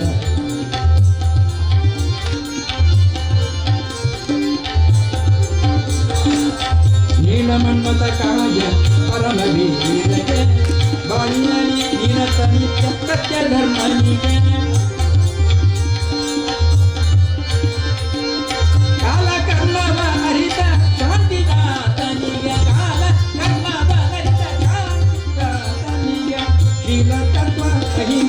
ಇಂದಿನ ವಿವೇಕತೆ ಮಂಗಳಂ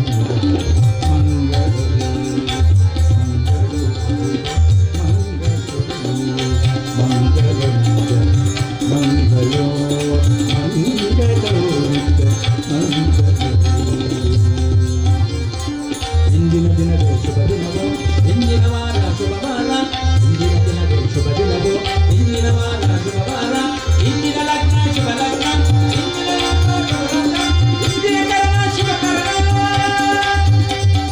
ಇಂದು ಪುರಂದರ ವಿಠಲರಾಯರ ಸಂತೋಮ ಸತ್ಯಮಯ ಸಮಸೋಮ ಜ್ಯೋತಿರ್ಗಮಯ ಮೃತ್ಯುರ್ಮ ಅಮೃತಂಗಮಯ ಓಂ ಶಾಂತಿ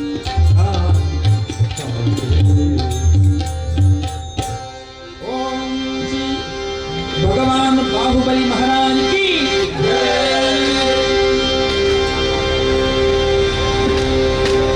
ಭಗವಾನ್ ಬಾಹುಬಲಿ ಸ್ವಾಮಿಯ ಮಹಾಮಸ್ತಕಾಭಿಷೇಕದ ವಸ್ತು ಪ್ರದರ್ಶನ ವೇದಿಕೆಯಲ್ಲಿ ಜನಕತೆ ತ್ಯಾಗವೀರ ಬಾಹುಬಲಿ ಅನ್ನುವಂಥ ಜನಕತೆಯನ್ನು ಹಾಡಿ ಅದರ ಅರ್ಥವನ್ನು ಹೇಳಿದಂಥ ಪ್ರಸಿದ್ಧ